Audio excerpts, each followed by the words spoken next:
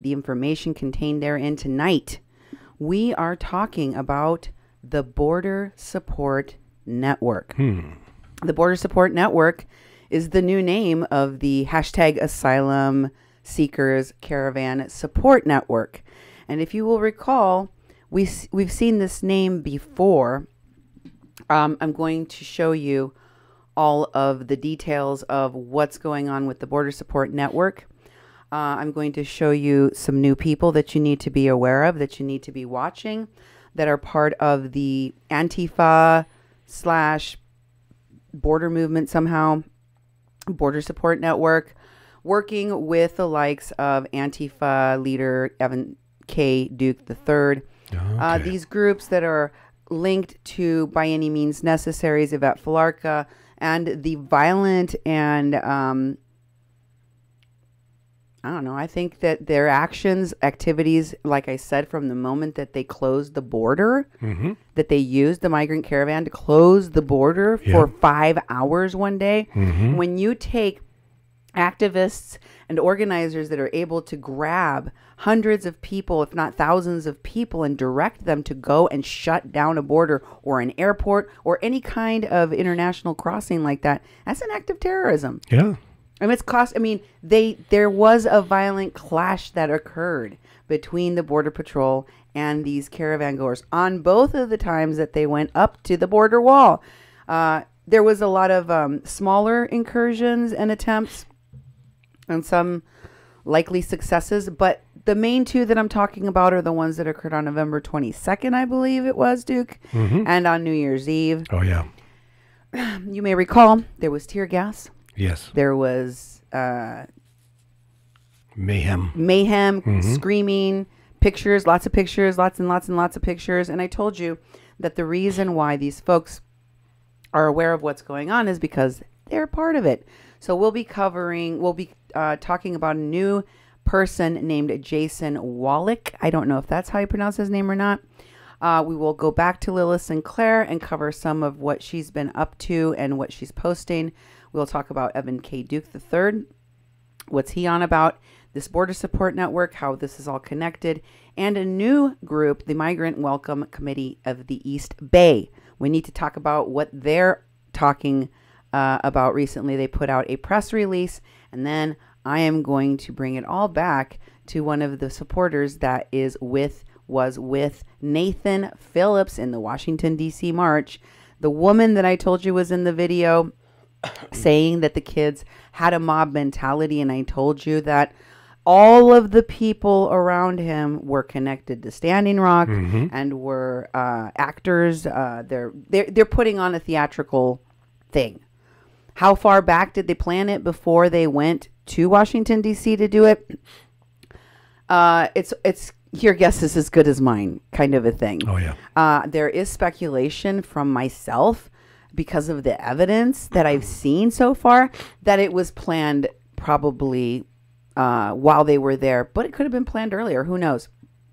I have inside information that there were members of this march and in the leadership of the organization of the march, of the Indigenous Peoples March, that is, that were staying at the same hotel as the Covington Catholic kids. So they had to have had in advance information about these kids. If you sat and wondered while you were watching this unfold in the news, how in the heck did people know they were from Covington Catholic School? Well, there was a video of these two women, very oddly dressed. One of them had like a really expensive looking mink coat, or maybe foxtail coat, because it looked like it was just plush, very expensive looking coat. And she had like white hair. Remember I showed you? Yeah. And she was like, she walked up to some of the people that were filming the encounter between the Covington Catholic School kids and Nathan Phillips and the other actors in his troupe. And she says, you know, those kids are from Covington Catholic High School from Kentucky, don't you? And the person turns and goes, what? And she says, yeah, they're here on a school trip. And I think she might have even mentioned the March for Life. Okay.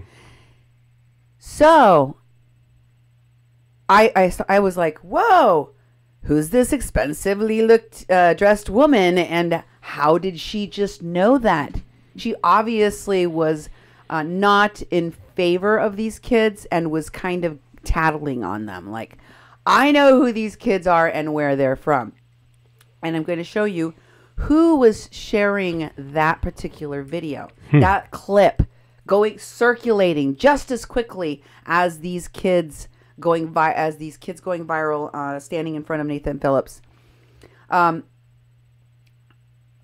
There was a reason why they put that video out, that clip that allowed everyone in the media to misconstrue what was put out with that media narrative, which was MAGA hat wearing kids disrespect Native American Vietnam vet elder, right?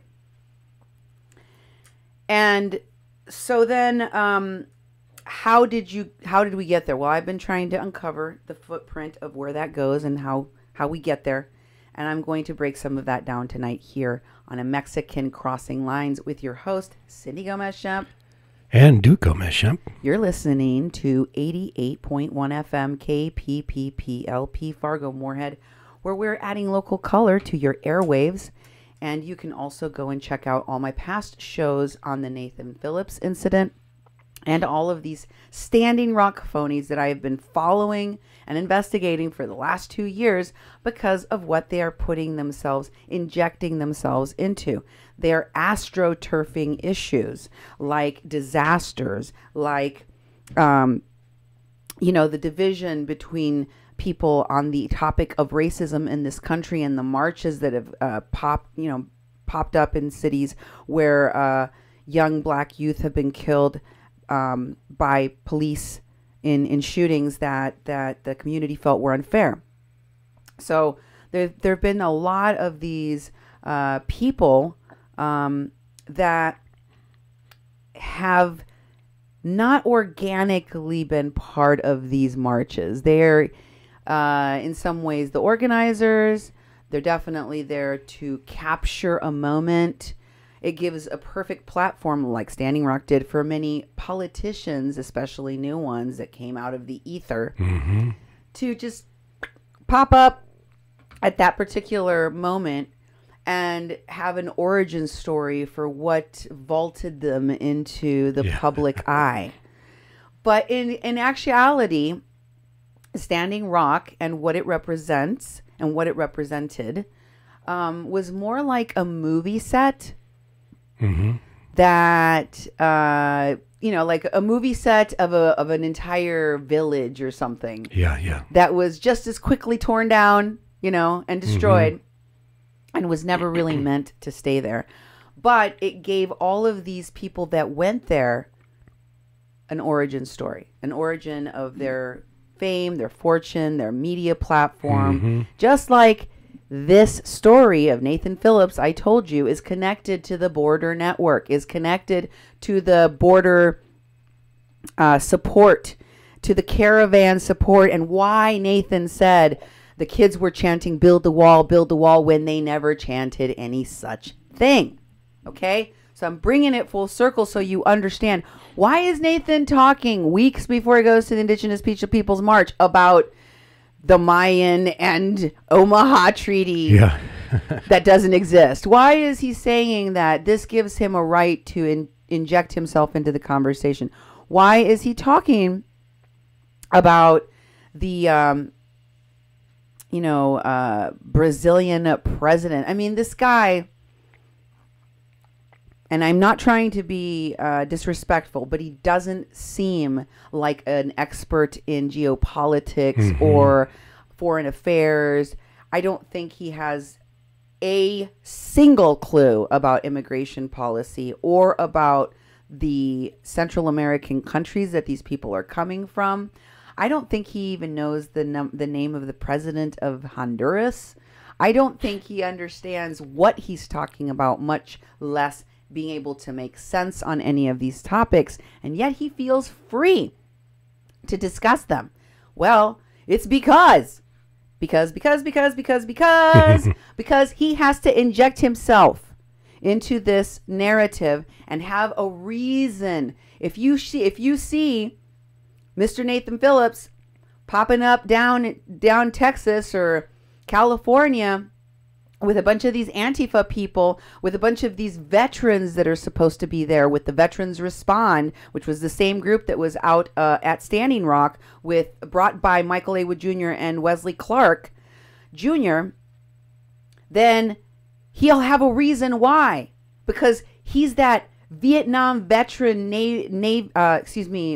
Marine. No, sorry. Yeah, it was Marine, right? Mm-hmm. Vietnam veteran that protested the MAGA hat wearing kids that were chanting "Build the Wall." So of course he feels compelled to go down there as an activist who was a leading and important role in all of this. Spokesperson now. A spokesperson now, you could say, for the indigenous people. And it will make sense to you, because otherwise this man has no business.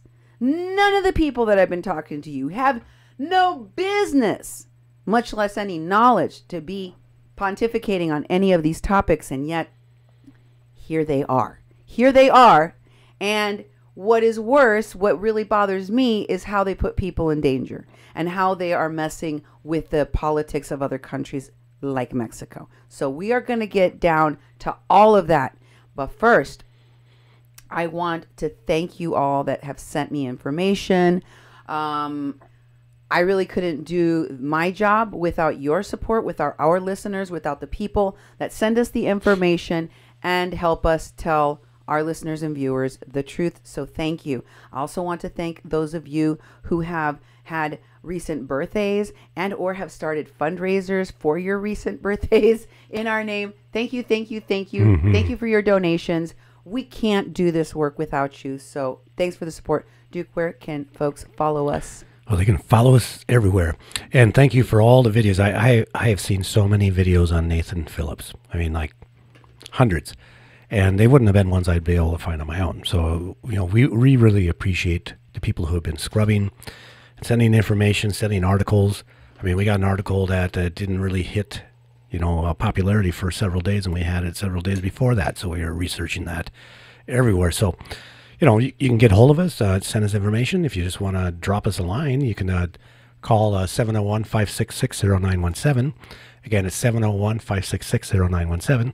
It's actually a message line, so you can just leave a message up to 3 minutes. And, sometimes we play them on the air. Sometimes people want to give us really good compliments. Some people just want to yell at us, whatever your bag is. But, if you want to send us information and be in communication with us, you can do it by email, Cindy@kpppfm.com, and me, Duke, at kpppfm.com.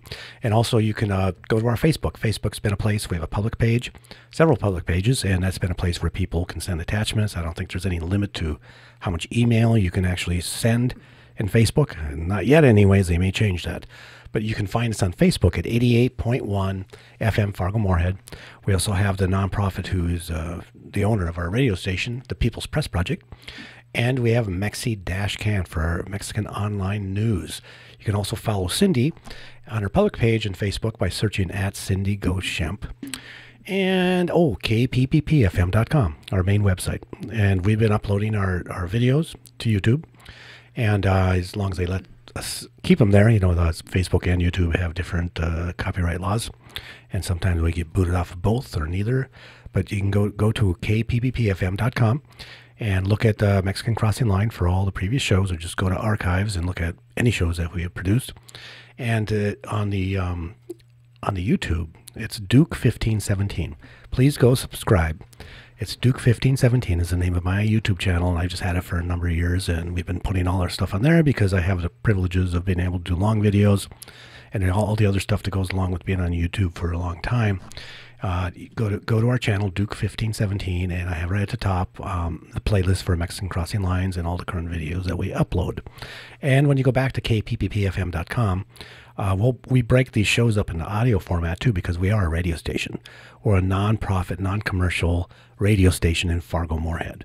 We're doing the Facebook Lives, which is reaching a huge audience, way outside of anywhere where our actual radio could reach. But you are people that are involved, people who want the information. We break down the shows, and some of them we put on the air, and we break them up so they're 2-hour shows. And on kpppfm.com, you can find all the shows with the audio. So you might be driving and you want to just listen to the show, not watch it. You can hit that audio recording and listen to the show there. And also, don't forget to go to kpppfm.com/donate. It's an opportunity to support us. And, for us to continue to do our work, we really depend on people and viewers and listeners like you. And I think that's all the ways you get a hold of us. Just drop us a line, send us an email, go to Facebook, like a post, Did you tell get them about our involved. Twitter? Oh, did I? Did you say Twitter? I missed it. Because people like to tweet sometimes, honey. Yeah. It's not always, just the Facebook. Yep. The Twitter is @media_PPP. I forgot to put that one in there. I forget to go to Twitter. Actually, my Twitter account is just really dormant. But Cindy uses this account for all the stuff that we do with the radio station and a Mexican Crossing line. So please go there too. That would be wonderful.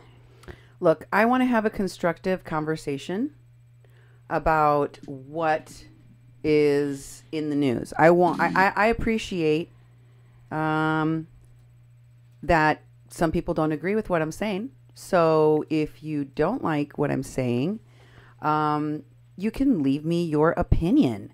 I want to hear what you have to say. Of course, I like thumbs ups. I like hearts. I like all of the support, right? But I also want to hear what you guys have to say. And I do read your comments. If you're just going to call me the B word or other worse things and leave or spam my comments or fight with other people and just be here to disrupt and not let other people listen to this information, Nemo will moderate you. Nemo is moderating. That's right. Mind your P's and Q's because we're here to work. We're here to learn, right? Right. That's what we're trying to do anyway. So here is the first thing I wanted to bring to your attention tonight. It's very troubling.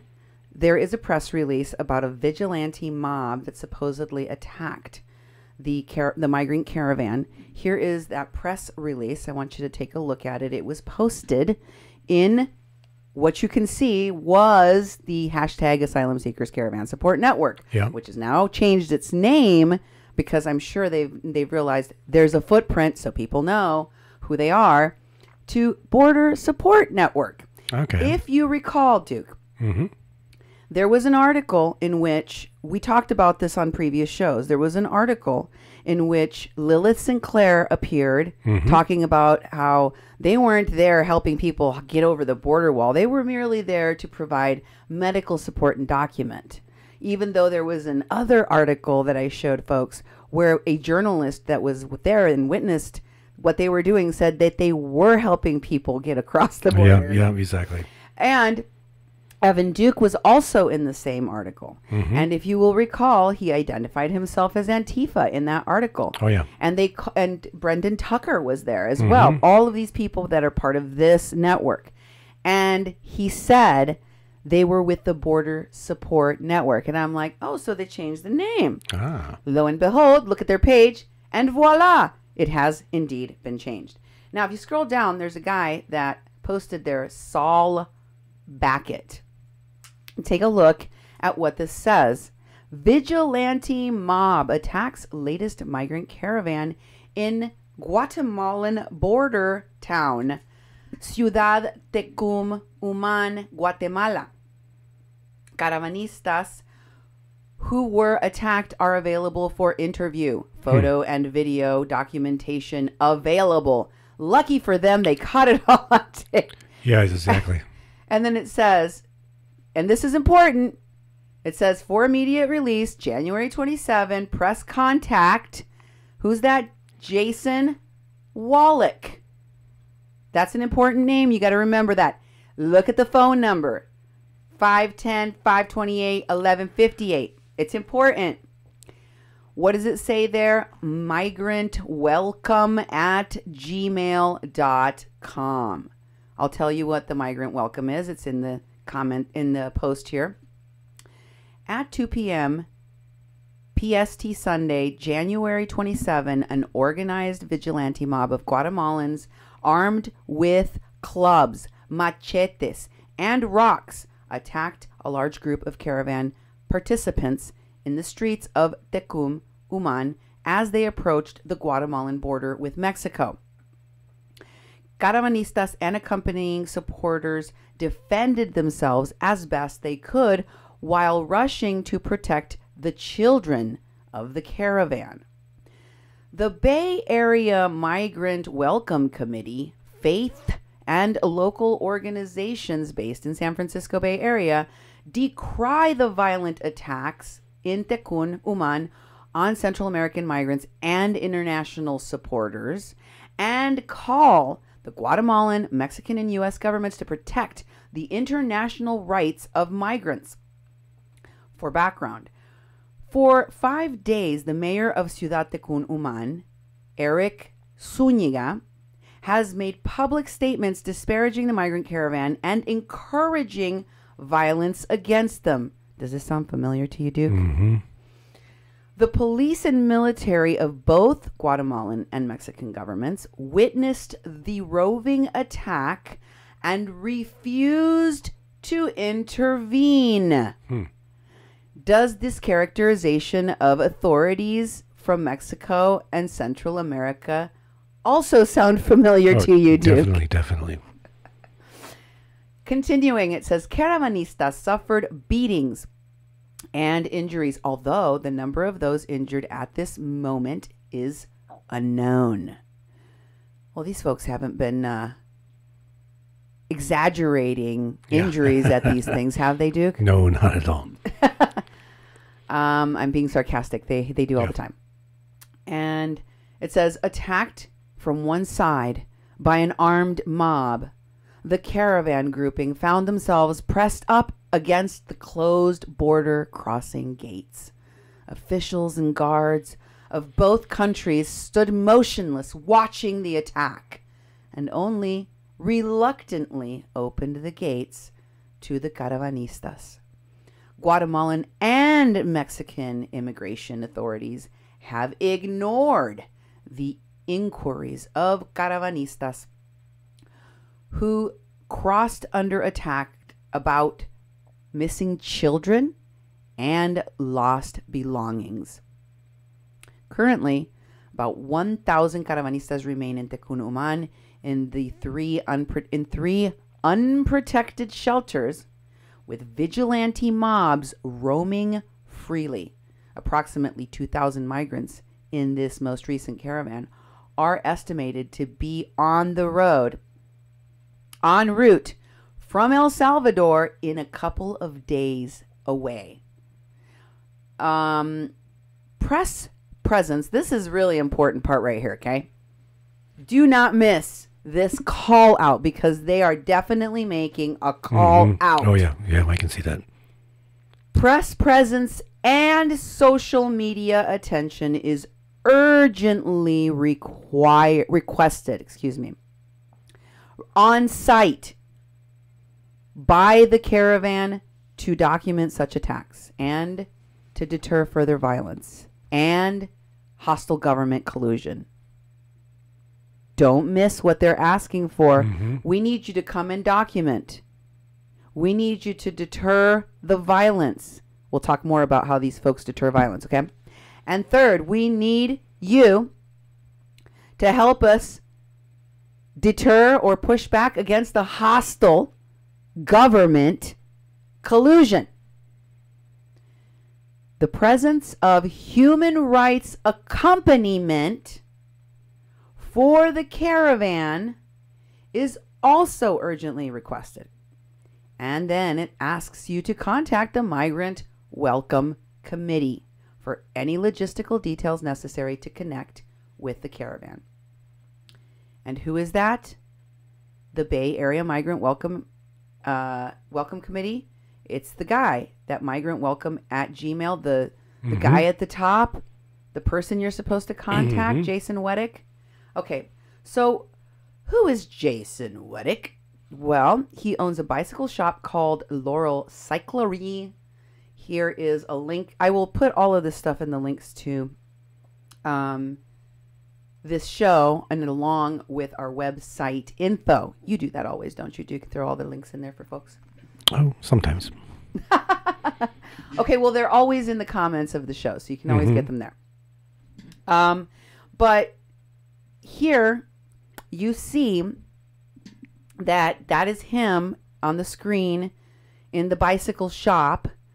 And this is from their website, which I will share with you. It says it's a Rising Up Cycling and Cyclists in East Oakland. Could you read the "Who Are We" part for me? The Laurel Cyclery is a bicycle repair shop, retail store, and social enterprise in the Laurel district of East Oakland and launched in August of 2014. We sell quality new and used bikes, new bike parts, accessories, specialty apparel, books, and maps to residents of the Oakland Upper, Fruitvale, and Lower Hills districts.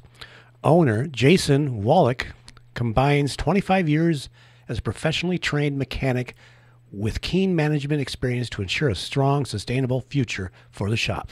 From 2011 to 2014, Jason ran a successful weekly pop-up bicycle repair clinic in Tesmacala. He has contributed hundreds of volunteer hours to community-based events that put quality refurbished bikes back in the hands of Bay Area youth. The Laurel Cyclery adds to Jason's existing reputation as a quality mechanic and cycling community leader. Since August 2014, the shop has become the go-to bike shop for the diverse communities that make up East Oakland and what it is. And here's a shot of him. Maybe I can make it a little bigger so we can get a look at this guy. Oh, we're going to have more pictures of him. Don't you worry. Okay. Don't you worry. I got this. So here's Jason's Twitter. And you can see in his cover photo there is Frida Kahlo. I don't know if you could tell that was her. No. I recognize her. We went to her house, Duke. I took do you to now. her house. I do now. Okay. So this is his Twitter account. What's his Twitter handle, honey? Let's make And what does it say that he does there? Because it talks about who he is a little bit better. At Jason IQUE. Jasonique. Jasonique. Jason Wallach. There's another picture of him. Yeah. How would you describe him? Jason Wallach. And just do it like Stephen Colbert does, where he goes, and a man that's head was just stuck in the toilet. Jason Wallach. Good job. Okay, so George, he retweeted George Ciccarello Maher. Yeah. Could you read a little bit of what that post is about? I just wanted to have some people recognize the kind of stuff he posts, you know. The function of white genocide myth is to tap into the mainstream by concealing white supremacy under a veil of victimhood. Mm-hmm. From George. Okay.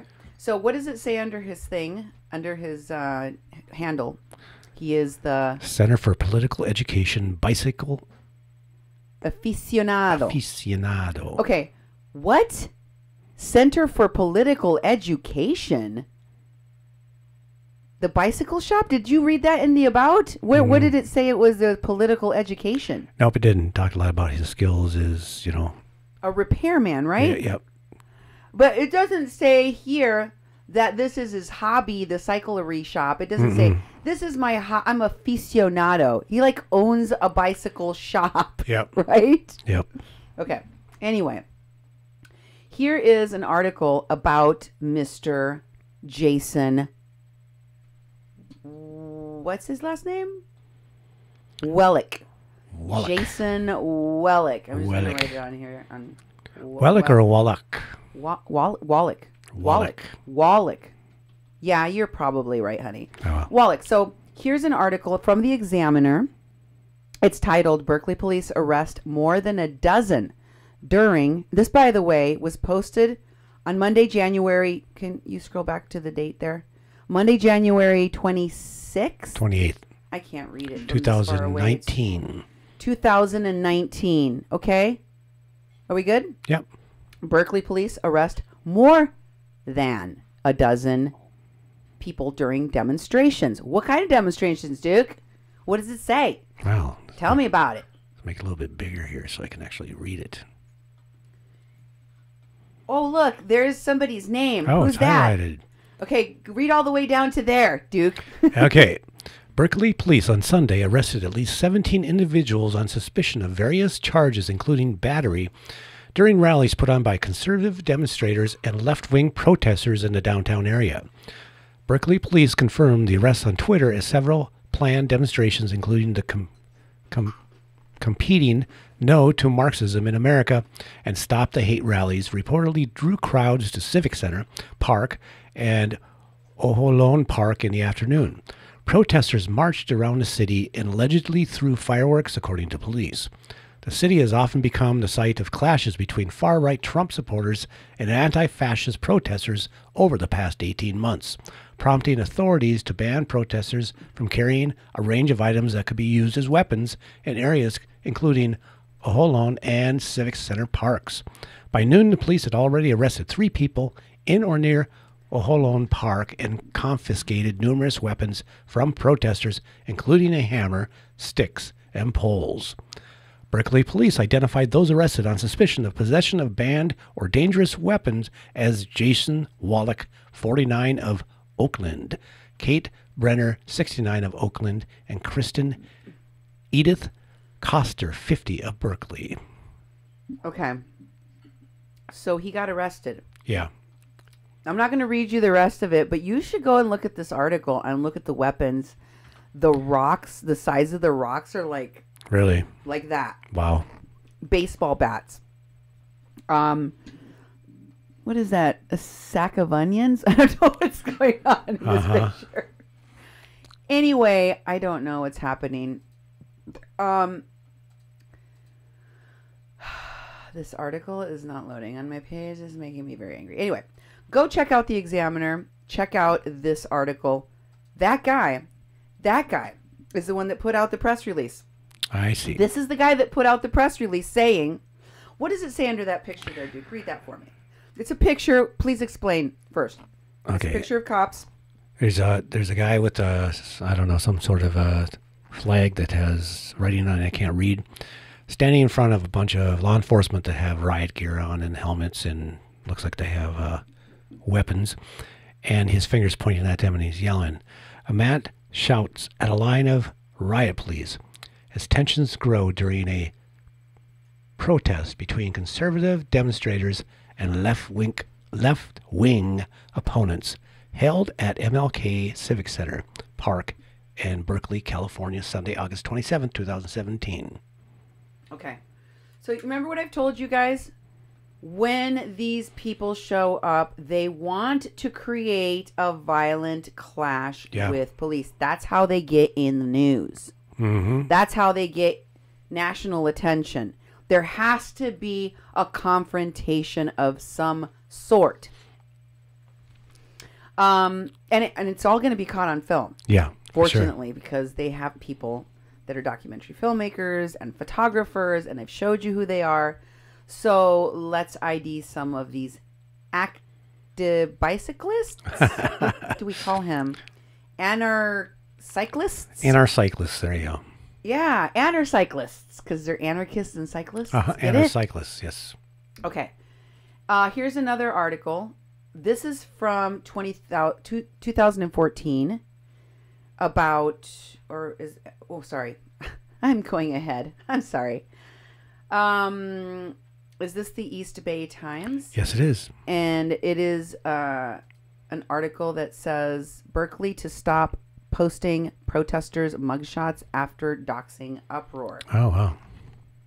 What was up with that, you will ask? Can you describe the photo you're looking at, Duke? Well, it looks like we have a bunch of Antifa. Bike Antifas, black-clad Antifa. Honey, I need to make a correction there. Yeah. I don't know for sure if all of the Antifas are bicyclists. We can't go by just what Jason does. Okay. All right? So let's not start, All right. conflating cycling with anti-fascism. Okay. All right. Well, there's a group of looks like mostly young men that are, and it says under the photo, black-clad Antifa marchers arrive at Civic Center Park Sunday, August 27, 2017, in a counter-protest against a planned alt-right rally in Berkeley, California. It looks like they're marching around with some sort of flags and messages. Do you all recall when I told you that there was something hella fishy about people from the Standing Rock pages and the Standing Rock leadership and the Medic and Healer Council calling on all Native Americans and water protectors to go to rallies like the one in Charlottesville where that woman got killed? Oh, yeah, that's right. By a Nazi, was it? Yep. In this protest that occurred where there was violent clashes between one side and the other side, right? Yep. And photographers that had been in Standing Rock were there. And many of the medics that had been at the Medic and Healer Council, street medics they call themselves, were also there. They happened to be the ones that were providing first responder aid to this woman that died before she died. And nobody ever said this, so I will keep on repeating it until somebody does report it. She was at Standing Rock. And I don't know why they didn't say, oh, by the way, this is one of the medic people that was at Standing Rock. Yeah. One of the medic group's people that was at Standing Rock. Don't know why they won't say it. So anyway, I told you all, why are they asking you to go put yourself in danger?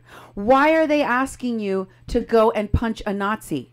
Like, since when is it your duty to go out of your way to put yourself in a violent clash where people do die, as I just explained? Heather Heyer, that was her name. Oh, yeah. Where people die. Well, these folks would have you believe it's your duty. It's your American duty.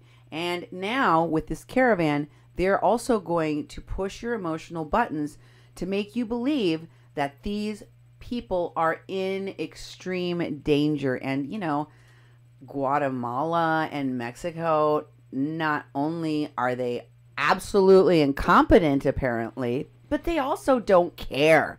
In fact, they're part of the repression of this caravan. So, what are you guys going to do, you American heroes? Aren't you going to come and protect the defenseless people? You veterans out there? And they hope that you are stupid enough to go and put yourself in harm's way and possibly get yourself arrested or killed. Yeah. Or killed. One of the two. And so, you know, this is what they do. And this is more of the same. This article is from last year on September 27. Again, this is from the East Bay Times. The title is Berkeley to Stop Posting Protesters' Mugshots, after doxing uproar. Well, this whole article is kind of funny to me because what these folks are complaining about, this debacle that occurred, is the fact that the Berkeley police post your mugshots. This is common. Yeah. We look for mugshots all the time when we're trying to find the criminal history of people we're looking into. It's a normal thing. It's called a public record. Yeah. It's part of freedom of information. You can get somebody's criminal record. You can order it. You people have to look it up if you're going to get housing or certain jobs, right? Like, it. It's not a secret. You don't get to have a sealed record where nobody finds out what you got arrested for.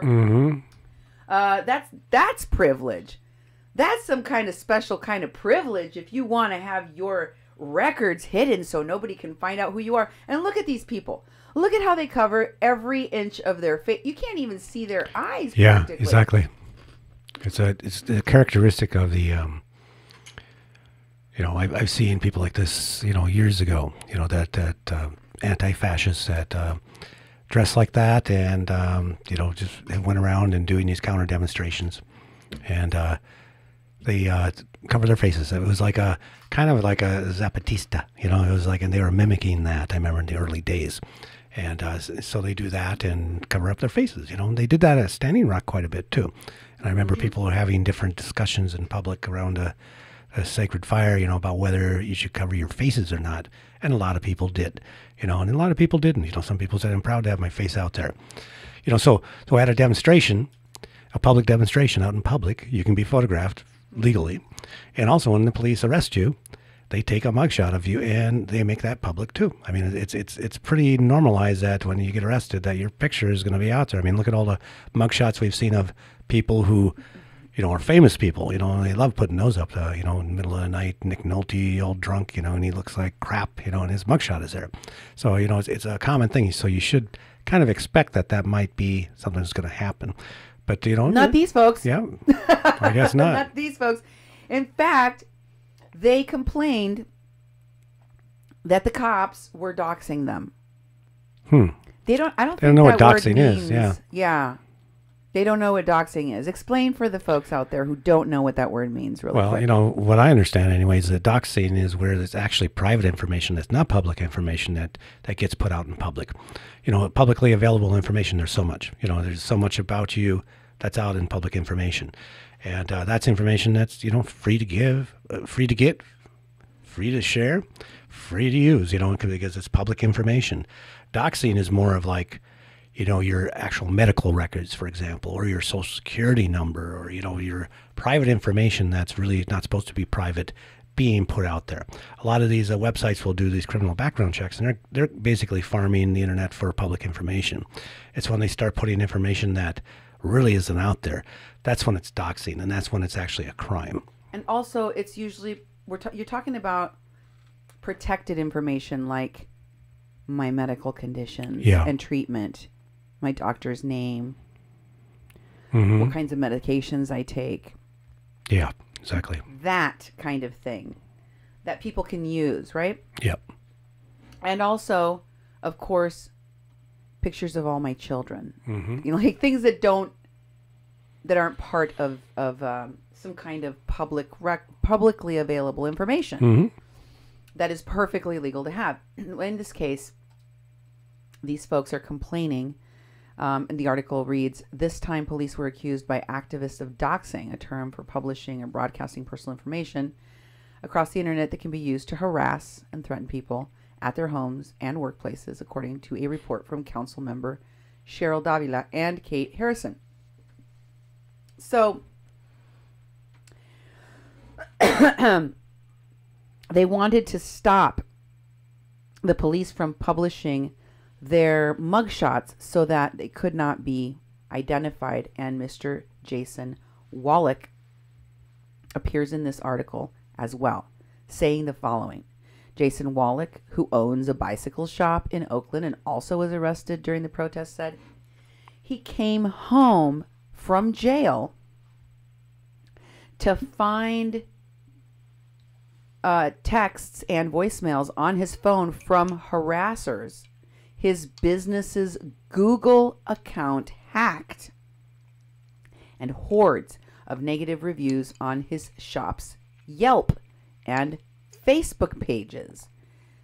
That happens if they know your name and the fact that you were arrested. You don't think people are going to be able to figure out who you are? It didn't take us very long to put all of this information together. Like, what do you expect when people do go and give you negative reviews on your business pages if they find out that you have a business page? Right? Yeah.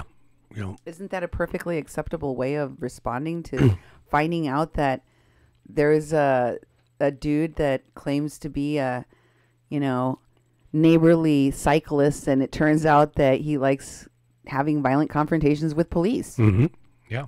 That's sort of the repercussions you're going to have. When you're a public person, you have a public business, things you do, and then things if you're arrested in a demonstration, you just put it out there. Do your own press for yourself, but you're going to get negative reviews.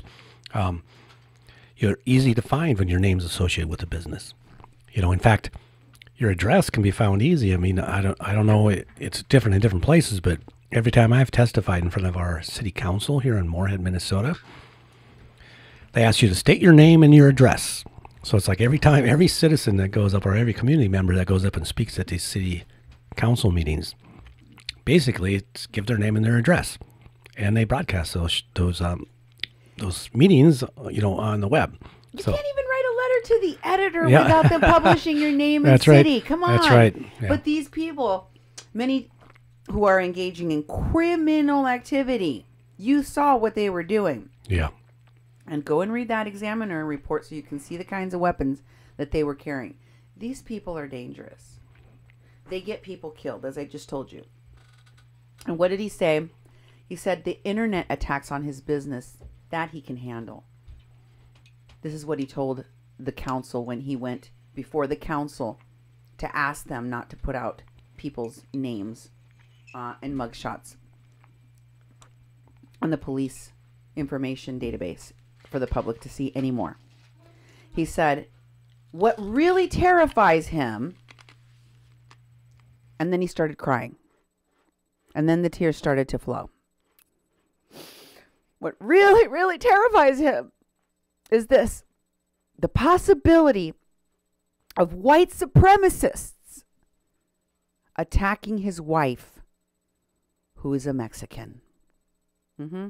Okay. Yeah. How would they know?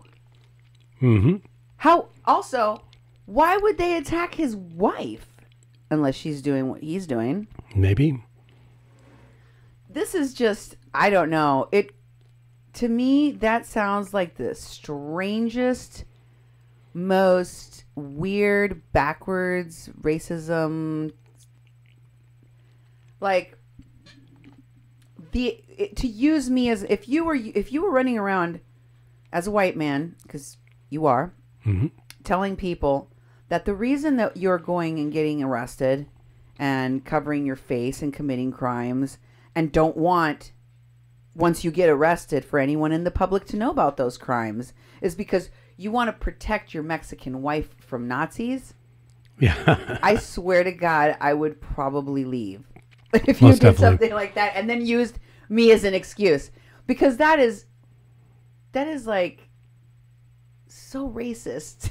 It's just like, why would you use your Mexican wife to cover up your crimes? And with cover. I mean, it's almost like he's trying to credentialize himself that he's in a special circumstance, that these anarchists are going to end up, harming his wife because they put his mugshot, in a public venues for other people to see. Like I said, you gotta know that that sort of stuff's going to happen, especially if you're in places that have confrontations and people are getting arrested and you're subject to arrest. That's one of the things that you gotta work into the social activism that you're doing and accept it. For them to go in and do that. I'm wondering if they asked what his address was. He's speaking to the city officials, and it's like, I'm sorry, I cannot tell you the address I live at because that'll put me in danger. The same way in which organizers of this caravan keep putting the children, the children, and they keep putting them in harm's way and keep putting them in front of cameras. This guy is using his wife, his Mexican wife. Mm-hmm. And he says, living in that sense of fear, now it becomes a family issue. Days after the protest, police took down the mugshots in response to political pressure and international criticism, Wow. according to Davila and Harrison's report. Well, that's sad. Though mugshots are a matter of public record, some police departments, including Oakland's, do not release them until a suspect is charged. Yeah. Oakland police spokeswoman Officer Jonna Watson said the department even then might not release photos of suspects if that would compromise an investigation. Okay. Especially if investigators believe there could be additional victims or witnesses out there who might be able to identify a suspect. Hahn said in an interview her proposal took a forced approach to ensure people are not deterred from expressing their free speech rights. She's not against looking into extending the policy to apply to posting mugshots for people arrested for other activities. Chaco said mugshots are top request from news organizations during protests like the one in August. He said the city is comfortable with the arrests made, though several of the protesters who attended Tuesday's council meeting said they were not formally charged by the district attorney upon being released from jail. Now, I want to show you the wife of Mr. Wallach is. This is his wife, Sandy Juarez. And here's an article from unsettler.org titled Campfire, Jason Wallach and Sandy Juarez. And it's posted on April 21st, 2014. This is, an older blog post, I suppose it is, or organizational post from Unsettlers. And it says that Jason and Sandy, and it's titled Campfire, Jason Wallach and Sandy Juarez. Jason and Sandy were evicted from 6511 Raymond Street, Oakland by Dan Diagel. They'd been living there 3 years and 5 months, and since they arrived in the Bay Area. Jason is a rambling rover of Ukrainian, Italian, and Jewish descent, living in the settler colonialist. Yes, Nemo, please drop all of that. He thinks Ukrainian, Italian, Jewish descent, living in the settler colonialist state of the USA. What does that mean, Duke? The settler colonial state. It means that it's the United States of America, United States right? of America. That's but why are they referring to him living here? Why would they say it like that? It sounds like he's not a citizen of America. Yeah. Right? Because otherwise you say native of Pittsburgh. Yep. Or born and raised in Houston. Why would you say rambling rover of Ukrainian, Italian, and Jewish descent? He's not an American? I have questions. I think that's what it means. What do you think it means, Duke? Why would it be why would it be written in that particular way? Well, why would you say rambling rover? Well, that's saying right there, rambling rover is basically not identifying him as, it's identifying him as moving around a lot and not in one place. And then also saying that it's the, it's the colonial state of the U.S., a settler colonial state of the USA, is talking about European people that have come to this country and basically, taken stolen land from indigenous people of this country. And it's a political description of white people that basically are living in the United States. And this article, and just the way they're writing it, I think tries to separate him from being someone who lives in the United States, and also giving him some cred and credibility of someone who is roving around in these other countries, that he's a world traveler in all these other countries, but he's been living in California, for 3 years and 5 months, I think it says. I think that when it says and Jewish descent, it means that he is Ukrainian, part Italian, and part Jewish. Yep. Right? Yeah. I don't know that he necessarily went to Israel and Italy. I'm assuming that the first one indicates the country he's actually a citizen of, is my guess. But to say that he's living in, not born from or raised in, it's very interesting way of wording what Jason is to the United States. Jason Wallach. Yeah. Jason Wallach, seems to be a Ukrainian national living in the United States currently. Yeah, maybe. He thinks storytelling is sexy, believes everyone has a right to housing, and he spends his time dreaming about the eviction of the combustion engine from our collective psyche while building rebellious bicycles for his friends. What a description, huh? Yep.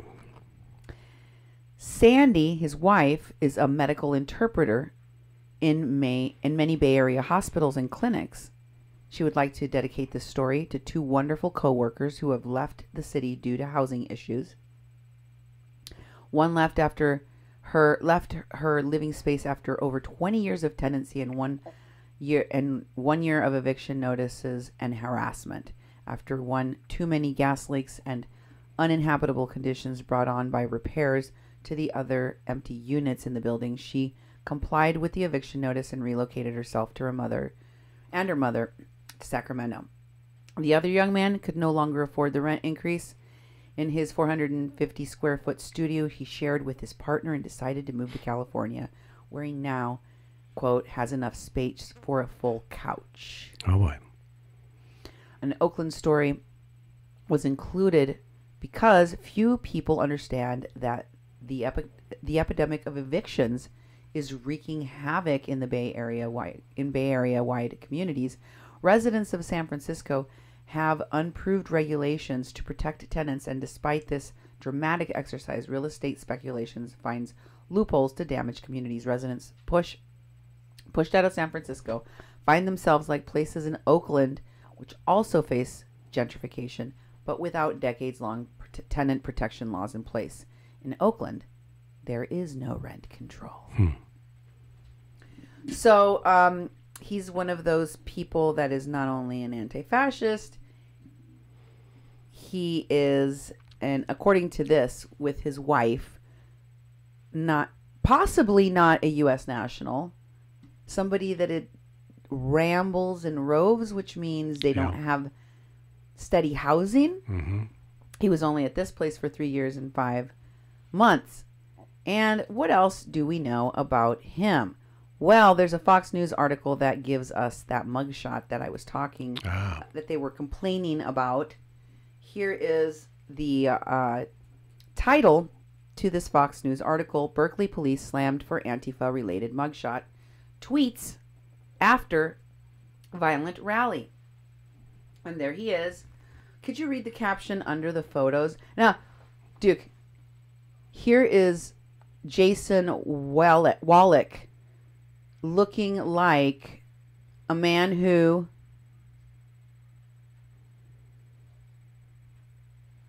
I have to make it bigger. I thought you were leading into something more. I said, "Why are you being Yes, so I was asking silent?" you to finish the sentence. Man who looks like what in that picture? Berkeley police announced the arrest Sunday of 3 protesters on weapon possession charges, left to right. Jason Wallach, 41, Kate Brenner, 69, and Kristen Edith Coster, 50, from the Berkeley Police Department. Mm-hmm. Now, what does it say there? Several California professors slammed the Berkeley Police Department after it posted mugshots of Antifa protesters arrested Sunday at a rally where windows were smashed, citizens were punched, and dozens of weapons were confiscated by cops. Berkeley cops said Sunday that 20 people were arrested during demonstrating against a rally organized by so-called alt-right groups. The mugshots of those arrested, their names, and what they were arrested for allegedly doing was posted on the BPD's Twitter account, a practice that is not usual. The mugshots were posted before the protesters were formally charged. The department told The Guardian on Monday that the protesters' cases were not brought before prosecutors. And they have another picture of handcuffs, and then also a picture of tape and various things, I think, that they were saying were going to be used in demonstration that were dangerous. We made 17. And what are those things? It's hard for me to tell. I see 2 knives. Yeah, I see knives. I don't know what's in the little things that they're it looks containers. Looks like tape and pepper spray. It looks like that was over there. Yep, and some sort of wire. Bicycle lock. Duct spools. tape. Yep. Okay. Knee pads. Knee pads. Elbow pads. Helmets. Mm-hmm. Otherwise known as protective gear. Yep. And this was posted by the Berkeley Police on their Twitter, at Berkeley Police, just so you know, on August 5th, 2018. And they said, if necessary, we'll keep on arresting more people. That's right. And we're going to keep on taking their weapons away. Then Vina Dubal, a law professor at the University of California, said she found it disturbing that the police department would post the mugshots and risk the possibility of putting the demonstrators in danger. Putting the demonstrators in... What do you think about that, Duke, that professors are concerned that they're putting the mugshots of these demonstrators in the public record? Well, it doesn't make that much sense to me, because why would we... It's like the professors are saying, well, they're out there doing this activism that is the right kind of activism to do, and they shouldn't get punished for that. They shouldn't get arrested, and they shouldn't have anything exposed, because they're out there basically protecting the community. I think that it's slanted in the way that they feel they have privilege and stature in the community, that they are above having their pictures taken by the police and publicized. Probably the only legitimate thing I saw in there was that they had changed their practice. They started posting these on Twitter. And the argument could be, what is their standard for releasing mugshots, And I think that's probably why they backed down. But at the same time, those things are still available if you request them. I mean, if they're taken by the police department, they have files, you can do Freedom of Information Act and look at mugshots of people. And like we said earlier, some police departments put them up, some don't, but they always take mugshots, and it's the number one thing that media asks for when someone's been arrested. And you get your mugshot is when you're being processed, and you haven't been into court yet to plead to your crime. You've been charged. You've been charged. By the time you're getting mugshots taken of you, you have a charge. And then you have to end up for an arraignment. So that they misworded that too, that they shouldn't release these until after arraignment, but still, it's still a record of what happened, and you can't undo that record. It's still going to exist. Yeah, I mean, there's been times when police make incorrect arrests. I did see a case of somebody that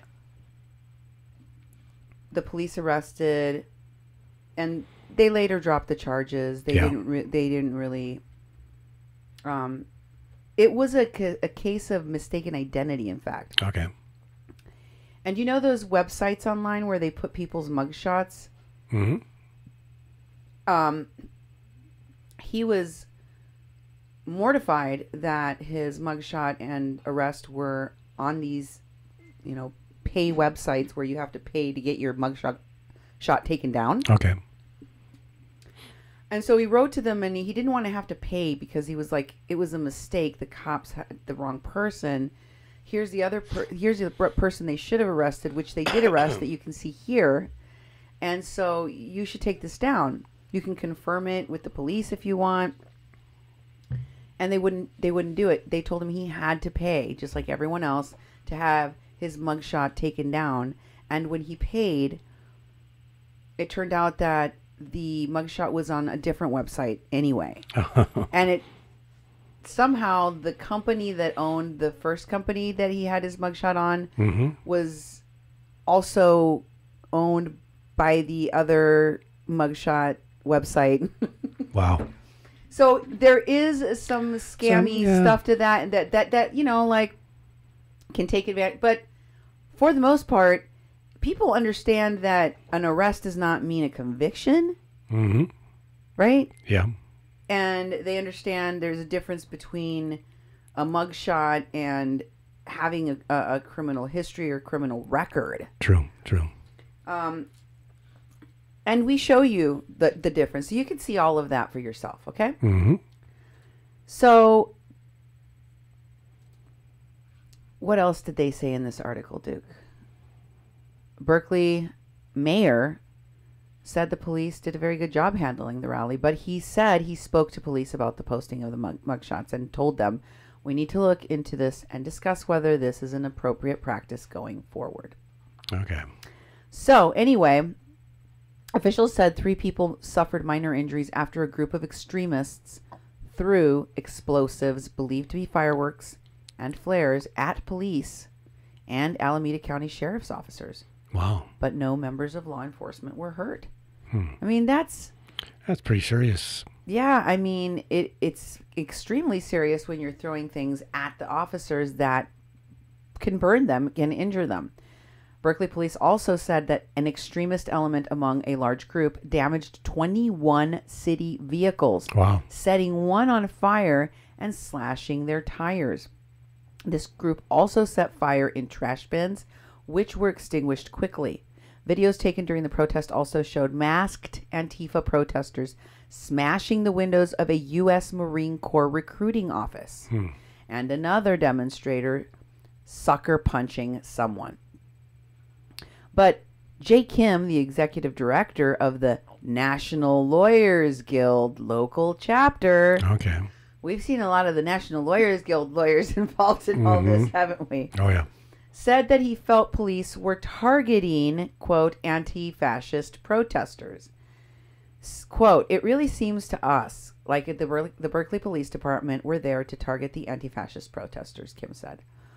Kim said about 21 people contacted NGL regarding the arrest, claiming the vast majority arrested were anti-fascist protesters. Byron White, the spokesperson for the Berkeley Police Department, defended the release of mugshots. Police are coming from out of town and bringing weapons. People are coming from out of town and bringing weapons and are committed to violence. We don't want people to be able to do that with anonymity. Yes, that's what I'm saying. Exactly. People are coming into their town. And remember, a lot of these people are nomads. Mm-hmm. I just showed you. They go from one place to another. And I've been watching these people travel around from one place to another for years. Yep. Like the airfare, the travel costs, the hotels, the all of it. I don't know how these people who keep begging for money on their PayPal and GoFundMe's afford it. Exactly. Can you imagine any other way for them to be paying this unless people are funding them? Oh, they have to be. They have to be. So the next thing I have for you here is the River Phoenix request for money for the bail of people. This was posted, if you go all the way to the top of this post. Oops. It cut off what the picture was. Let's scroll down and see what happens. Yeah, that's too bad. Oh, maybe there it is. Nope. It cut it. What did it do? Well, where was it from? From the asylum seeker, I think. River Phoenix is hold on. Let me find it. Okay? Because this is weird. Well, that's what we got in the folder. Yeah, I know. It just... Oh, there's nothing on the bottom either. I think that when I took a picture of it... Okay, sometimes this happens. You must excuse me. But this is a request. As you can see, you can still see that it's a request for money. Oh, yeah. Venmo at River. Mm-hmm. And it was a post from a person that goes by the name of River Phoenix online.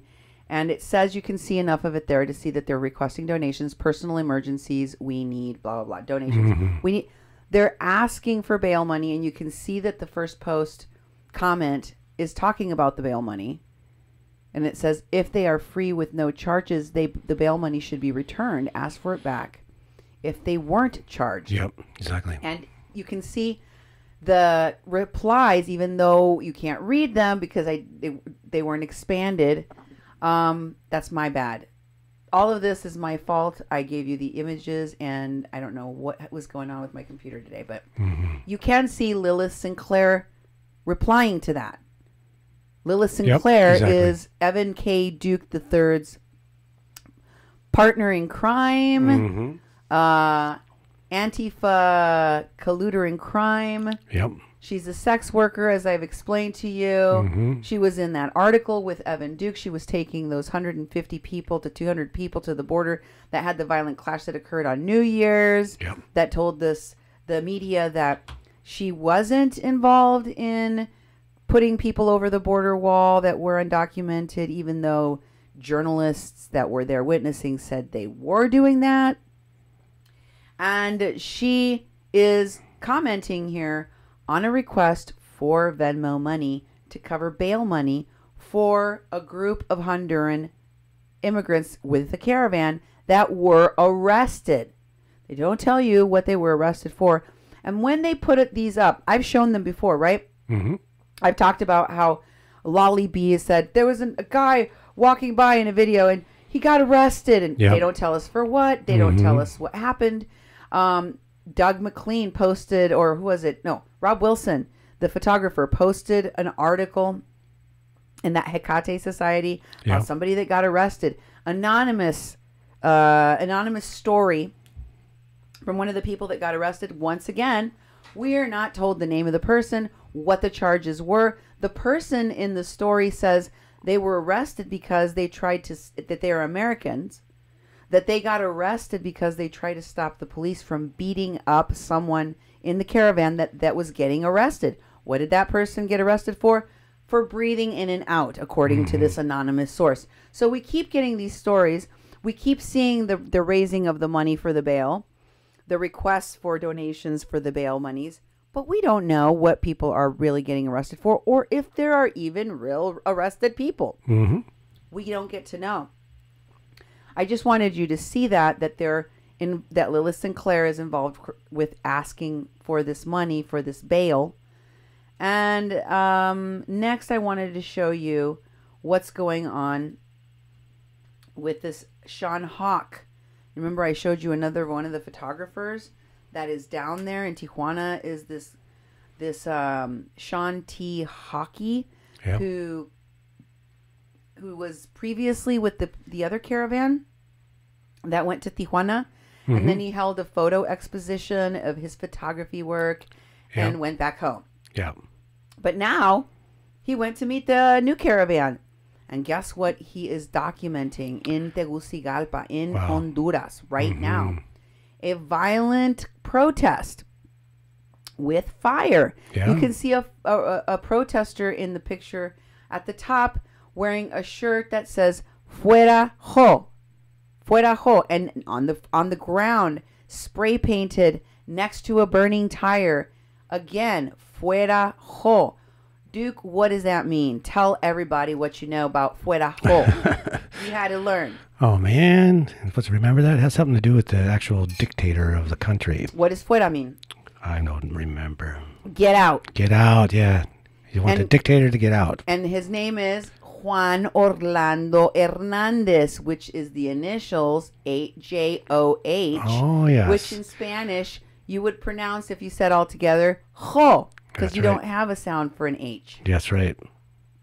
So get out. So they are talking about a protest against the dictator, basically, right? Yep. Mm-hmm. You see a picture of a protester flinging tear gas back at police.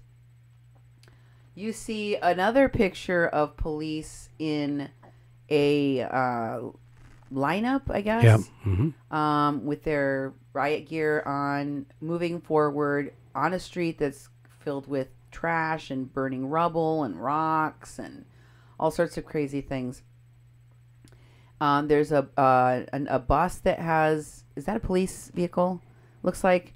And then there's a bunch of burning rubble in the street. Mm-hmm. There are a whole bunch more pictures, but I just wanted to show you. Was there a comment that went along with that? Can you please Let's have a look. it, please? Nope. At the top with the post. Oh, you already read that. A few shots from yesterday's protest. In Tegucigalpa. Tegucigalpa. Yes, exactly. Tegucigalpa. Mm-hmm. Okay, moving right along. So we have the... and I thought it was really interesting. Again, these photographers are even all the way in Honduras documenting these protests, right? Mm-hmm. We have the East Bay Committee for the Migrant Welcome Committee, Migrant Welcome Committee of the East Bay. This is the group that Jason Wallach is in charge of. This is the Jason Wallach press release information goes back to this, and you can see right there they are talking about this attack, this press release that I just read to you in Tecum, Uman, Guatemala, right at the very top of their page. Yep. Here is his Facebook page. It's Jason Guac and Chips and Guac. Chips and Guac. What do you think of that name? Not very original. I got a couple of mutuals. I think one of them is a lawyer for an possibly an NLG lawyer. Oh, probably. Another one is an organizer. I know some of the peeps he knows in the organizing world. And Jason Gomez-Schempp, if you scroll down a little bit, says there, please save me the lectures about democracy, violence, and economic inequality in Venezuela until you've taken action on those things in the U.S. Okay. Here is the LinkedIn for Jason Gomez-Schempp.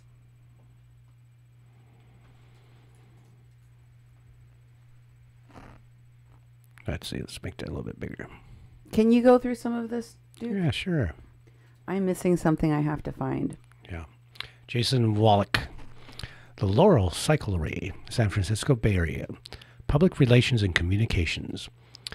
He's a current Five Keys Charter School, Center for Political Education, the Laurel Cyclery, the Eric Quetzada Center for Culture and Politics. And he has websites Upside Down World, Until the Last Drop Doc. He's in Saigon. I'll be talking about minor curatorial, and he believes in the power to create the vital social and environmental changes in our world needs. He works with filmmakers to maximize audience and social impact in their lives. Works with filmmakers. He also assists in pre- and post-production phases and posit and resolve critical questions about story, subject, and meaning. His focus dovetails with communications work with a vast network of community-based contacts and academia to support documentary video makers designing their documentary and distribution campaigns. He basically is got specialties in accountancy, database administration, direct mail, Final Cut Pro, which is a program used for doing movies, English, grant writing, languages, materials, management, newsletters, organization, Spanish, translation, interpretation, language justice, writing, social media, and management. Whoa. So he does, he speaks Spanish, supposedly. He does translations, unless he gives them off to his wife. Could be. You know. Instructor, bicycle maintenance and repair, program coordinator for Center for Political Education, owner-manager of the cycle shop that he's running. He's also a media events coordinator and neighborhood news network project coordinator, Mission District in the Bay Area. He's a lecturer. He does fundraising training, graduate studies, video documentation. Yeah. Video documentation. He's a journalist from Upside Down World. Communications director, Christians for Peace in El Salvador. What? El Salvador. What is it? What's this Antifa leader doing down there? And he spent 1 year, 2006, 2007, so it's quite a while ago. He's also coordinator of Portland Central American Solidarity Committee, PCASC. Okay. Keep Enough going. of this. He's an organizer, Mexico Solidarity Network. Okay. He's got an MA in social documentation, a BA in liberal arts, went to high school, and he speaks full professional proficiency in Spanish. Really? And native or bilingual proficiency in English. Really? And he wrote some publications. What does that say? The Progressive Magazine? Yep. What did he write it or something? Yeah, he wrote his Free Trade a Gold Mine in El Salvador. So he wrote, I think it looks like an article. Also, El Salvador 2009, a change year. Salvadorian students confront growing repression in August. He's also cultural performing, international documentaries, and he's based in the San Francisco area. That's about it. You know, this guy has a really heavy slant on filmmaking. This guy's a filmmaker. You know, those are just. He's a filmmaker. Filmmakers and actors, I need you to go into the document and grab the next thing after Jason's LinkedIn. It's in your email and or in the folder for the pictures. I just shared it with you. It is from the Migrant Welcome page on Facebook that I was just showing everyone that Mr. Jason Wallach is in charge of. And it is a post by none other than Jesse Sandoval. Oh, really? Mm-hmm.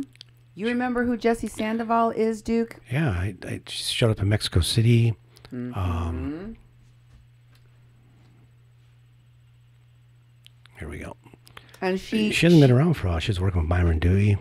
We were just talking about some anonymous source that spoke from the jail that said she was arrested or after she witnessed the police beating down one of the caravan goers for literally doing nothing but breathing. Yeah. And you and I surmised, we thought it was her because she was with Ulises. That's she right. was with she was the one that's helped them start their media platform, the Éxodo, what do they call it? The Pueblo Éxodo. And she was the one that was telling all of the lies about the shelter in Mexico, which I showed you detail by detail, that she was telling people that there wasn't sufficient donations being given out, that they didn't have electricity, that they didn't have water, that they didn't have they didn't get enough food. Like, all of these things were a deterrent for people that believed in these folks that have been traveling now with them for weeks, right? Mm-hmm. Getting them shelters, buying them food along the way, getting them phones, helping them with rides, getting them, you know. She was literally traveling with this caravan, Jesse Sandoval. And I told you that when she got to Mexico, you know, this woman that had been helping them all along the way and doing her tearful videos, talking about how she was ready to walk into the ocean and disappear. Yeah. Remember? Yeah. I told you she's a little cuckoo in the head. Mm-hmm. This same woman, which, as you mentioned, Duke, has disappeared now for a while, is somehow connected to this Antifa guy that just recently got arrested for carrying around weapons with this migrant East Bay group. Check out her post in the Migrant Welcome Committee of the East Bay. What does it say, Duke? Dear all, please read, sign, and share with all your networks. On behalf of the migrant exodus, we are humbly asked that you pass this open letter to the President of Mexico and to your press contacts. There is still time to add organizations, so if you'd like to sign on your organizations, please sign up here, and we'll add you. This letter was initiated by the Women's Committee of the Central American Exodus, but captures the general demands of the caravan as new caravan is preparing to leave Honduras. The Women's Committee met up after going several days without water at Baratal. They set up a list of the demands to get basic needs met at El Baratal, but they were informed that the shelter at El Baratal would be closing in mid-January. After being witnesses to several forced evictions in the Benito Juarez neighborhood, the women decided to address President Andrés Manuel López Obrador when he was going to visit Tijuana this week to talk about the free trade zones. And then they had a statement that they gave him again. Do you remember that letter? Oh, yeah, I remember this. Yeah. Do you remember what it said? Because I read it. I read that letter, and they said that they do not have the basic the basics of human, like enough food. Yeah, the human rights. They're being deprived of human rights. Yeah, but they were lying about the things that they were being deprived of. They had all of those things at El Barretal. Yeah, that's true. It is the most laughably ridiculous and demonstrably untrue letter given to the president of Mexico, asking him to bring down his, foot and defend these migrants and make sure that they get their human rights. Their human rights are honored. You signed this United Nations pact to give migrants these rights, and now you have to honor them. And of course, that is an insulting thing to say to Mexico when Mexicans are literally bending over backwards and doing a mighty fine job, I might add, of handling these waves after wave of caravans coming through the country in the most purposefully disorganized, disruptive way possible. And this is what she was posting in Asylum Seekers Caravan Support Network before, if you recall. This was being circulated. If you show the date on that again, Duke said this was being circulated on January 7th. But if you scroll down all the way to the bottom of that, you're going to see something. It says, Jesse Sandoval, as you requested, and she tags the person that requested for her to post this in this page. And who is she talking to? Jason Chipsenguak, which we now know to be the Facebook page of recently arrested Antifa Jason Wallach. Wait, I wasn't done. And then the response from the page which he runs is from Jason Chipsenguak. Okay. He responds after being tagged in this comment post, thanks, from the page, which he manages. Okay, clear? Yep. I just want to make sure you know that the leader of this page, the leader of this bicycle shop, the leader that is now putting out a press release demanding that people come down, that media come down, that human rights observers go down to Mexico and help this caravan post haste, is an Antifa person that is not afraid of using weapons and violence against the police. Exactly. Okay. Let's look at Lilith Sinclair. Lilith Sinclair, as you saw, replied in one of those in this post about getting money for the caravan bail money, right? Yep. They were talking about the caravan bail money. Well, Lilith also posted this about the Covington Catholic School kids confrontation with Nathan Phillips, or I should say Nathan Phillips' confrontation of the Covington Catholic kids. And she says, this is one of the other people working with Evan Duke and the Border Support Network.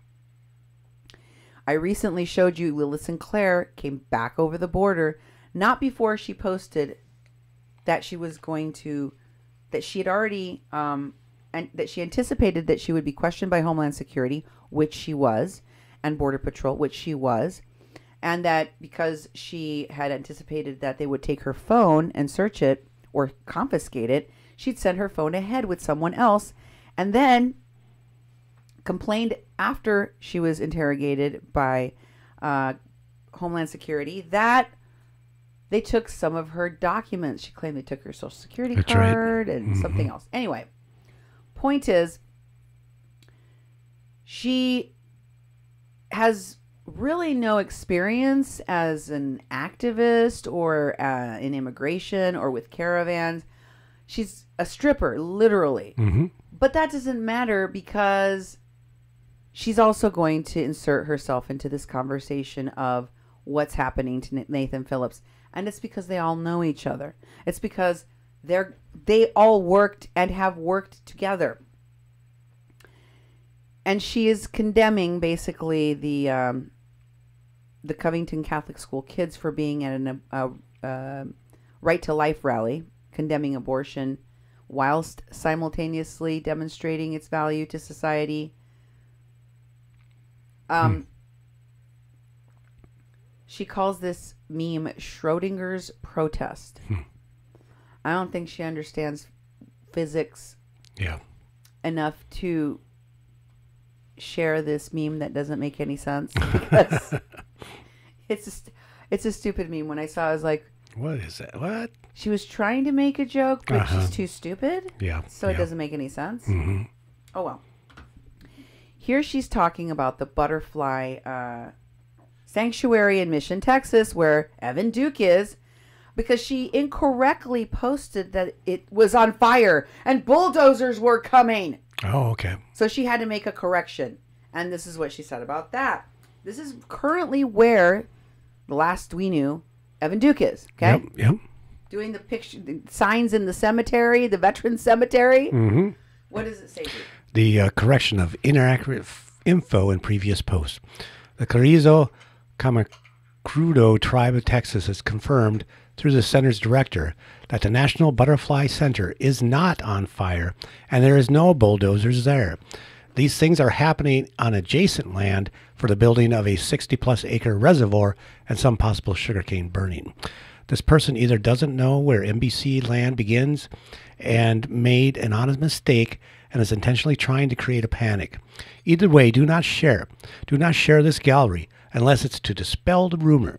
It is spreading fast, and the misinformation could load the center with unnecessary extra work in confronting, spelled out. Oh, no, comforting, well-meaning, and concerned people. Mm-hmm. And it shows fire and smoke. So it's like, don't share this, because it'll get people confused and upset. But I'm sharing it with you. Don't use it unless you're going to dispel what it was a mistake earlier that the place is on fire and being bulldozed. Here are Lilith Sinclair's feelings, deeply held ideas about Kamala Harris's bid for the presidency in 2020. Oh, yeah. For all those white people who can't say it, here's a post from a woman of color to share. Kamala Harris is a race traitor. She also has the blood of sex workers' lost lives on her hands. And as we know, Lilith Sinclair is a sex worker. So she doesn't take, she doesn't take that well. Why are sex workers that are suddenly immigration experts, I guess? They've just positioned themselves to talk about this and help and support people that are in this caravan without knowing anything about immigration law or what they're really doing. Who knows? But, Evan Duke and their PR, the massive PR machine behind these folks understand that the word is getting out and that people are starting to view anti-fascists looking at what they're doing. I mean, you can say a lot of things about these anti-fascists, but when you see the pictures of the weapons, when you see their videos, most of the time, and this is just part and parcel of what gets them in the news, that you see these anti-fascists, they're breaking windows, they've got their faces covered, they're menacing, they're yelling at police, they're carrying weapons, and there are violent clashes in the wake of wherever they go. People are getting hurt, and as I've told you, people can die and have died. So here's Evan K. Duke with his spin. He wants you to know, or at least Dylan Hollingsworth wants you to know, that anti-fascists are not bad. Okay, that's right.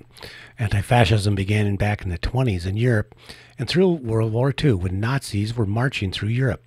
Pockets of resistance were created all over Europe, and these weren't militant groups. These were common folk that wanted to defend their communities from people that were going to come in and put a boot on their neck. And so in the modern era, since Trump was elected, we saw all over the United States these racist groups beginning to organize, and not just organize, but going on tours all over the U.S. Suddenly, the lid had been lifted off. I'm pretty much a cynic, but it seemed like this came on a very swiftly and far more intensely than any of us expected. We didn't think that racism was dead inside the United States, but we had no idea that there was still such propensity for it to rise up. And I want to say this. Antifa has gotten a bad name. We've been targeted by the right in mainstream media, and we've been called domestic terrorists, and we've been called violent. Because they are. Exactly. If you really get down to it, though, and look at the people that are involved in the movement, we've got folks down in California that all they do all day go around and fill potholes on the street out of their own pockets. In Detroit, when all the emergency services in the city abandoned Detroit and stopped sending ambulances and police down there, there were still people living there. Anti-fascists and anarchists went and created systems so that people that decided not to evacuate their homes could still live there. We've got groups all over the U.S. that do nothing but feed people. And we are down here right now helping people who are in need, but who are mostly ignored by Americans. And that's really what I want to say, that when these masks come off, you just find us, the people in your community, grandmothers, students, shopkeepers, good folks. I think it's really important for us to highlight the work that anti-fascists do so we can fight back against the narrative that we're domestic terrorists, because it's just not true. Then why are you being questioned by Homeland Security? Exactly. What we do is founded around the idea of community defense. So we defend the community, and we put up our bodies in front of people that would do harm to others. We'll put our bodies in front of cops that are beating the crap out of people. We'll put our bodies in front of neo-Nazi groups that come to intimidate people of color and communities. That, to me, is what it stands for. If you look closely, and if you take the time to understand, and you don't get pulled off by that spin narrative out there, you'll find that we're usually just people from your community that are there to defend and protect. And again, we do a lot more than just engage fascists on the ground. We engage in mutual and rescue sharing. Again, those among this community down here are anti-fascists, just here to focus on helping refugees and people in need. We ain't here to intimidate nobody. And if you look, it's just not Trump. It's just not Democrats or Republicans. I mean, Clinton, Bush, Obama, they've all, during their time in office, done their part to gradually take our rights away and legally protest and speak up and stick up for ourselves. We lose a little bit every year. A little bit here, a little bit there. And slowly those rights are being infringed upon and taken away. I would love to see folks in the United States doing the work that we see in France.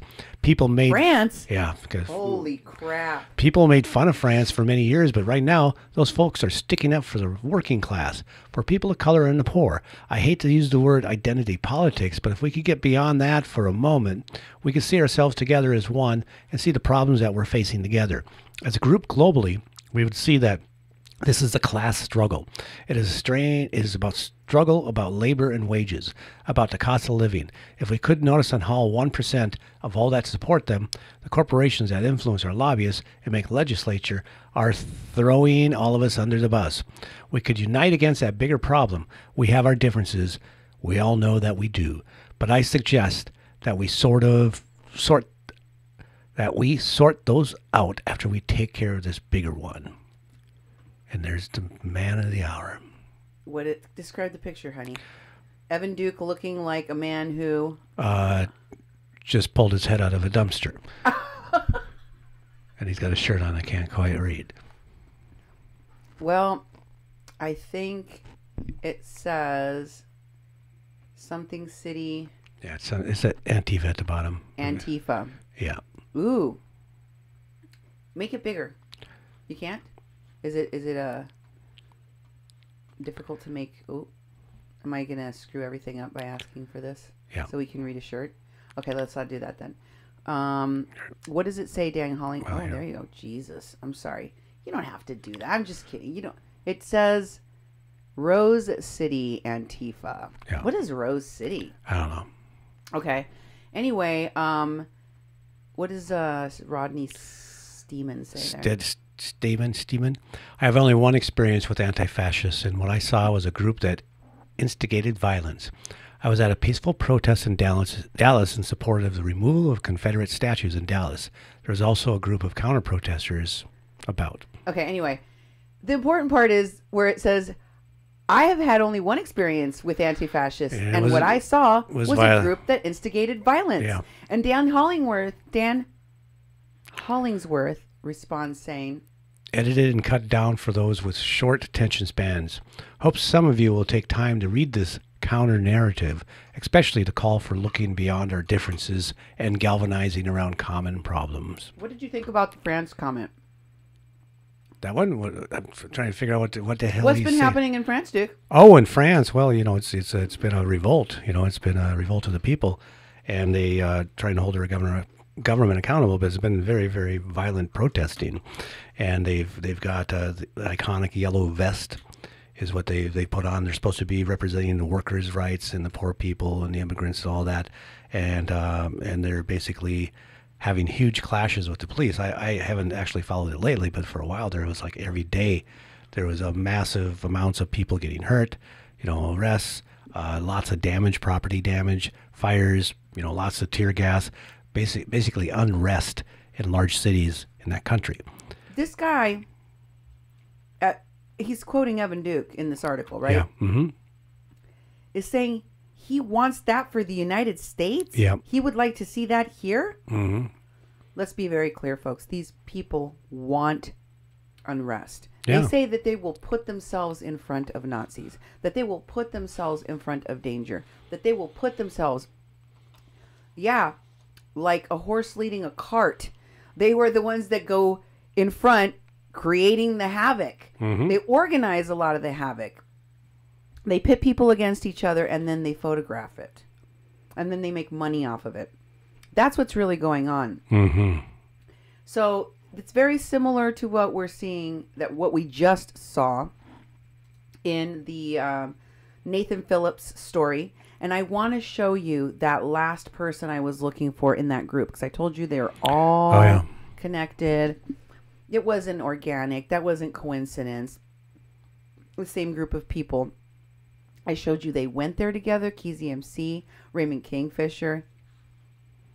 Here's the last person I was looking for. The woman that I told you with the blue eyes and the green beanie cap that was wearing a hoodie that called the kids having mob mentality. She said they have a mob mentality. And I showed you the wrong edited video clip where she says, what are you guys, like 16 years old? She's Yeah. right there next to them. And this is her, Ashley Two Kettles Belvedere. You see her all the way at the back behind everybody. All the way at the back of the picture is the girl I was talking about. Mm-hmm. That woman behind the fist of Raymond Kingfisher is Ashley Two Kettles Belvedere. Two Kettles refers to the camp at Standing Rock that she was part of. Because Raymond Kingfisher in one of his posts said, I miss my Two Kettles family. Yeah. I think it says it right there on this comments, right here, perhaps. But they're not all there, cut off. You see Nathan is in the forefront of the picture, looking very somber, holding up his fists.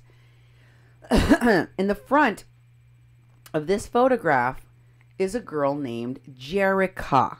You may recall her being one of the people that Mike Fassig was always with. And one of the people he was always talking to on live streams. Hi, Jerica. Yeah. That's this Jerica. We're going to talk a lot more about Jerica. She's a cop watcher, just so you know.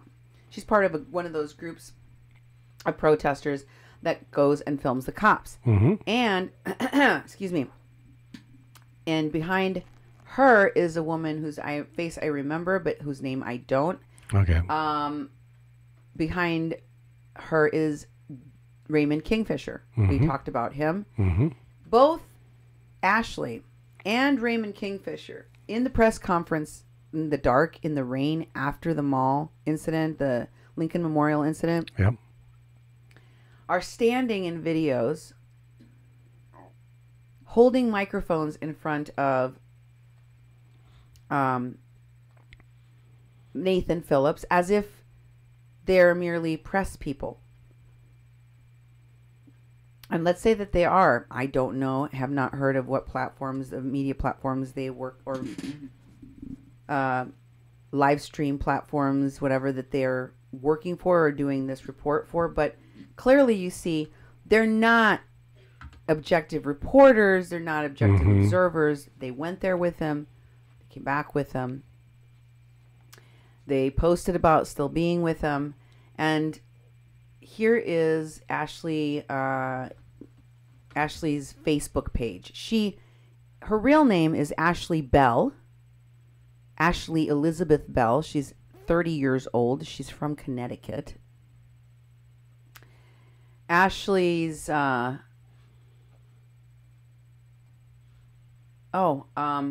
wanted to show you this article because the video that I told you we're going to play here in a little bit comes from this. Is that the only video we have? Yep. I thought we had another one. No, we decided not to play the other Okay. one. This is an article that was published about the protest. I hadn't told you about this, even though it happened right after the march. Mm-hmm. In terms of time frame. Yeah. I saw an article that said that a bunch of protesters, Native American protesters, had gone to the basilica and disrupted mass during worship. Mm-hmm. During the worship, they went in, but they didn't just like go into the mass like with signs to protest, which is in and of itself awful because you do not go into anybody's place of worship and do that. Mm-hmm. You do not just part of what Native Americans have been trying to address for a long time is their right to practice their religion. Yeah, exactly. So you do not disrespect someone else's. And that's what they did. They went to protest somebody's during a religious ceremony that was taking place. Mass was taking place. And I thought, this can't be real news. Like, yeah. We tried to verify it. I kept asking you, dude. Yeah, I saw is one it place. True? Is it real? It was in Catholic News, and Does this that was did it it was the happen? only place I saw it. And now it's actually spread out a little bit more with video. In fact, in that article, it talked about there was a video. There was video links in the article, but they were removed from removed Facebook videos from because Facebook. one of the protesters that were with Nathan removed them. Yep. But I'm going to show you who those protesters are in my upcoming shows. Mm-hmm. The protesters that removed Yep. the videos Okay. where they were trying to go in and disrupt. Why do you think that if they're so proud of going to the basilica and disrupting a mass, disrespecting someone else's religious practice, why do you think they would take the video down, Duke? Because, If they were doing it in solidarity. because what they were doing is actually what they have tried to hold the white community accountable to in their own culture. That we haven't respected. I mean, here in Fargo, police raided a sweat during the middle of a sweat, which is a very sacred ceremony, and it's not right. And so, indigenous people and people of color and other cultures in this country have been fighting to be able to have their cultural traditions, especially their spirituality. So for you to then go to the church, especially after this thing that happened on Lincoln Memorial, Right. and then you end up at the church, and to the point of you're massing on the front steps during a mass, and then going inside. I mean, that's pretty egregious. I mean, it's like you don't look very Drumming. good. And drumming. It's very, very loud. And making very loud. And this is Oh, Saturday my night mass, and it wasn't that long after when they were on the Lincoln Mall. Tell them more details about what happened. Because you remember they had security and... Oh yeah, they actually were, they had security. It must be a big It's church. the basilica. You know that Security this place guards. was packed. Well, actually, they actually at first said, yeah, you can come in and pray. You can participate in mass. We won't keep you out. But they were like, they had demands. As once again they were going to demand that the church, really started meeting what the church has done. Which is, it's a viable issue, but not in that sort of tactic to get them. You're not going to march into mass, and all of a sudden the Pope's not going to fly in to see you just because you're holding up a mass. It's going to look like you're trespassing. You're going to get a whole bunch of people arrested. I mean, I thought it was like they did this right after they did this stuff on the mall, and it's like, and those were Catholic kids, and they're like focusing on the Catholic Church. Oh yeah. And it's like, and anyways, there was guards there, and the guards were like, no, you can't come in. And I think a few people tried, but then they pretty much just made a lot of noise and a lot of speeches out on the steps, And I believe the police were called, but I think it calmed down at some point, and there weren't any injuries or.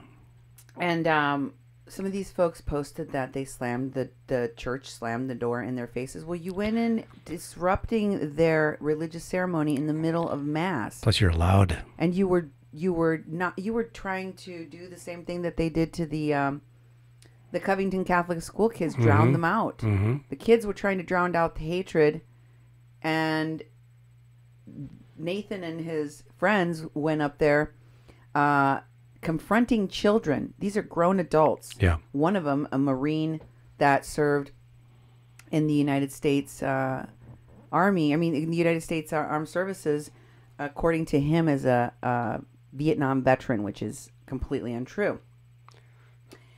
And these folks were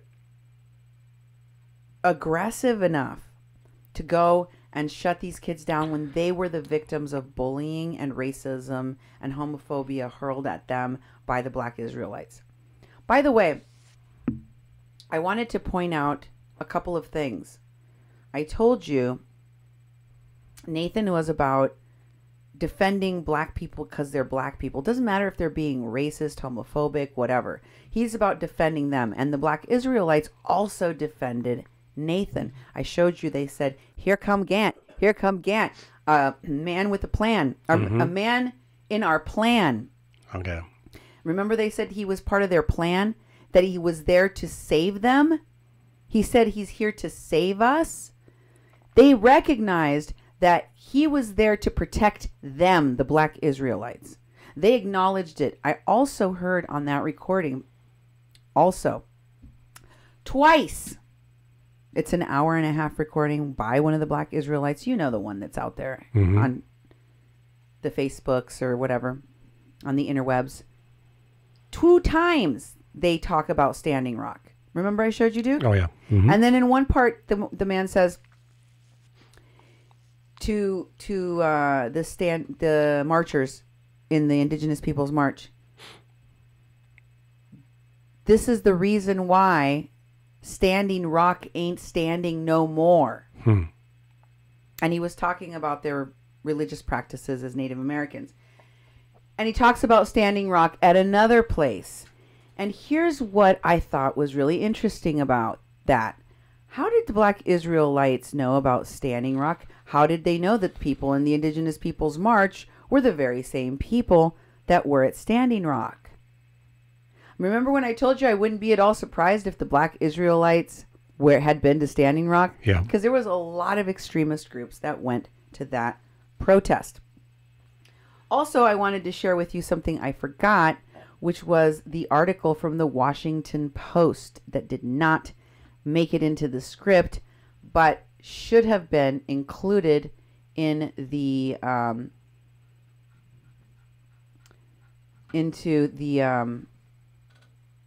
story here. It's in the folder with all of the pictures, and it is WASHPO. It's WAPO correction. No, and it's not WAPO correction. It's in the border support WAPO article. WAPO article is right next to that one. Yep, that's the one. And we'll share the link here. I wanted to post this article for you to look at by Abby Phillips, which was dated back from December 11, 2014, and show you what Jason Wallach has been up to. He says, Jason Wallach tries to have patience. He doesn't understand what it's... Jason Wallach is the guy that posted about the mob that needs to be protected. The mob that's attacking the caravan that needs to be protected by Antifa and media and all that. This is said article. It says Jason Wallach tries to have patience.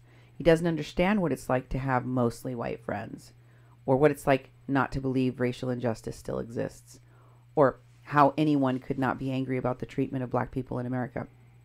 Jason Wallach is white. Quote, I actually have to swallow my pride and say, you know what? Sometimes it's embarrassing, he told the Washington Post. The ignorance that some white folks show in their attitude is embarrassing to me, and it makes me want to distance myself. For me, at a certain point, I realized I had to have patience and recognize that for some folks, it's going to be a process of developing understanding and empathy of inequality and of injustice in our society. Hours earlier on Wednesday, Wallach and about 50 other white people, many of them women, tried to shut down a federal building in Oakland, chanting "White silence equals violence" and "Black Lives Matter." They blocked the front door and back entrance to the building. The idea was born out of a desire to contribute to the growing national conversation around race, sparked by the decision of grand juries in Missouri and New York not to indict white police officers in the deaths of 2 unarmed black men. Michael Brown was shot to death in Ferguson, Missouri during the August confrontation with Officer Darren Wilson. Eric Garner died after New York police officer Daniel Pantaleo appeared to use a chokehold during an arrested attempt in Staten Island. Wallach, who lives in Northern California, explained that he and other white protesters wanted to, quote, distribute the discomfort felt by African Americans across the country and send a message to white people just like them. The way that these things work, you have to put it on everyone's plate, even if they don't want to eat it, Wallach said. White support for black human and civil rights in America isn't new, but the outcry over the Ferguson shooting in particular has been predictably split along racial lines. Black people believe the case points to a systemic problem with justice in America, while many whites don't. In fact, white Americans' confidence in law enforcement has gone up. For black Americans, that confidence has stagnated and fallen already to level lows. Anyway, I wanted you to see the pictures on this article. You can scroll down and just look at picture after picture after picture of the people that are involved in these actions with these mostly all white people from this group who, some of them are blurry. I apologize for that, but it's a white person that's standing there, a white woman that's standing there, I think, yelling at the police. Mm-hmm. And then next you have a bunch of white folks that have covered their faces, many of them, taking photos of the police, and they're standing also in front of a group of police. In this next one, there's a white man. I'm sorry again that it's blurry, but there's a white man. Behind him are a bunch of police officers up on top of what looks like part of a bridge or something. Mm-hmm. And he is wearing a sign that says, what, Duke? I can't breathe. Does that feel out of place for you? Because that's what Eric Garner was saying. Mm-hmm. And to see a group of black people using the reference makes a little bit more sense. Yeah. But again, these are all white folks. Here they are clashing with the police at that's the highway patrol, I believe. And then here they are taking over a bridge. I see like one black person in that sea of white people. Again, I apologize for the blurry ones, but here's another one. That one's a lady holding a dog, a white lady. And the one below, there's a bunch of protesters. Yeah. I'm sorry for the pixelation. Those are all white people. This guy is wearing a shirt that says, "Cops, stop killing a black man," and it looks like he's bleeding from a head wound. Yeah. And has blood on his shirt. I don't know if it's real or not. What does it say underneath? It does. It says, medics tend to an injured protester after he was hit in the head while attempting to stop others from vandalizing a Radio Shack. Huh. So the people in his own protest group injured him because he tried to stop them from vandalizing, from committing a crime. Right? Right. Below that, you see again another white kid. It looks like he's assaulting a police officer. Yeah. He's holding his base guard. And below that, you have a protester carrying a fellow demonstrator away as the cops deploy tear gas. Tear gas, yes. These folks are, the Antifa is very much like this. It's very bizarre. It's a bunch of white people doing all of these crimes in the name of their allyship for people of color. Mm-hmm. And I think it's a load of hogwash. I don't think that they have that said allyship. I think they exploit the possibility of being on the right side of justice in their minds while they, lucre and while they put out their spin on news stories and hold power in politics like many of these groups do, but also interfere and astroturf difficult American topics to tackle, like the border wall, like these migrant caravans. Ashley Two Kettles is such a person, and she totally supports the actions of these people, including what we saw at the Basilica. I want to show you a clip of what they did at the Basilica. This is the video I found. Indigenous Rising Media, I think, posted this, and they're outside of the Basilica at this point, I think. Here's a clip.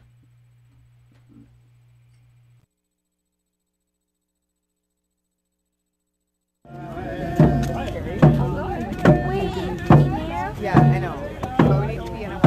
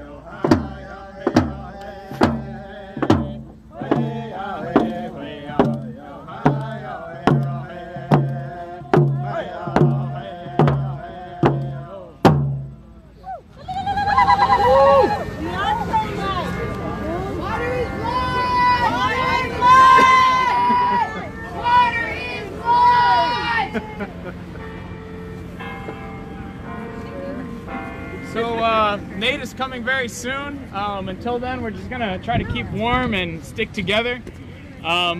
What occurred yesterday, as many people are aware, as we saw on social media, one of our elders, a water protector and an old friend of ours, Nate, was singing a movement song, and he was harassed and attacked by a group of members of a Catholic school, members of this faith here, and it was an extension of the violence of the Catholic Church upon our people when they invaded this continent starting in 1492. So we're calling as Indigenous people for accountability from the Catholic community for these people who disrespected our elder and verbally attacked him and harassed him. So we're out here calling for some solidarity for our from our supporters, and it's so happy to see all of you here. It's really I know it's a hard day, but hopefully we're able to take this moment and draw attention to the deeper issue here, which is the continuing seizure and abuse of native lands by the church, and the doctrine of discovery, the papal bulls that offered a institutional spiritual justification for the mass murder and land theft and exploitation of resources of indigenous people across the hemisphere. So we're just waiting for some more people. We're waiting for Nate. He'll be here soon. That's the latest. He'll be here very soon. I think he's on the way within 5 minutes. We're expecting to see him roll up. Y'all know Indian time. Y'all know it. You know. Why don't you make something? Just what? Why don't you make something like this? Try. You want to talk?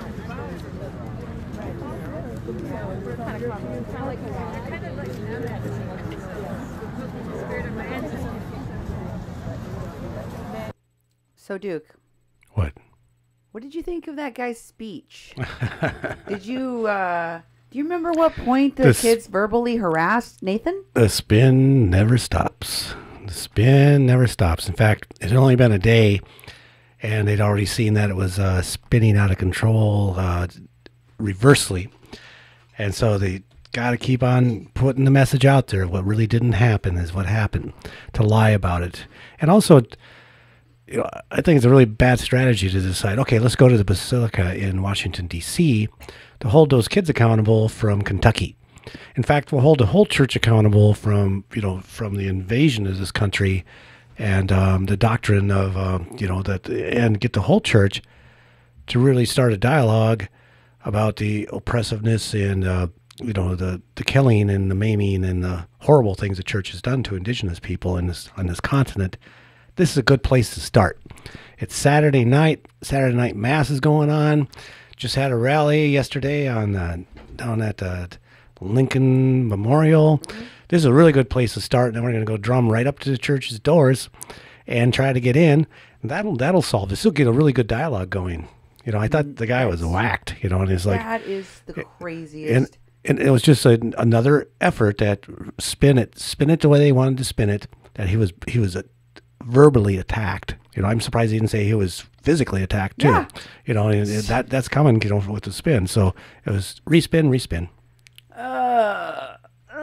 Vomit. Anyway, I wanted to show you Ashley Two Kettles Bell.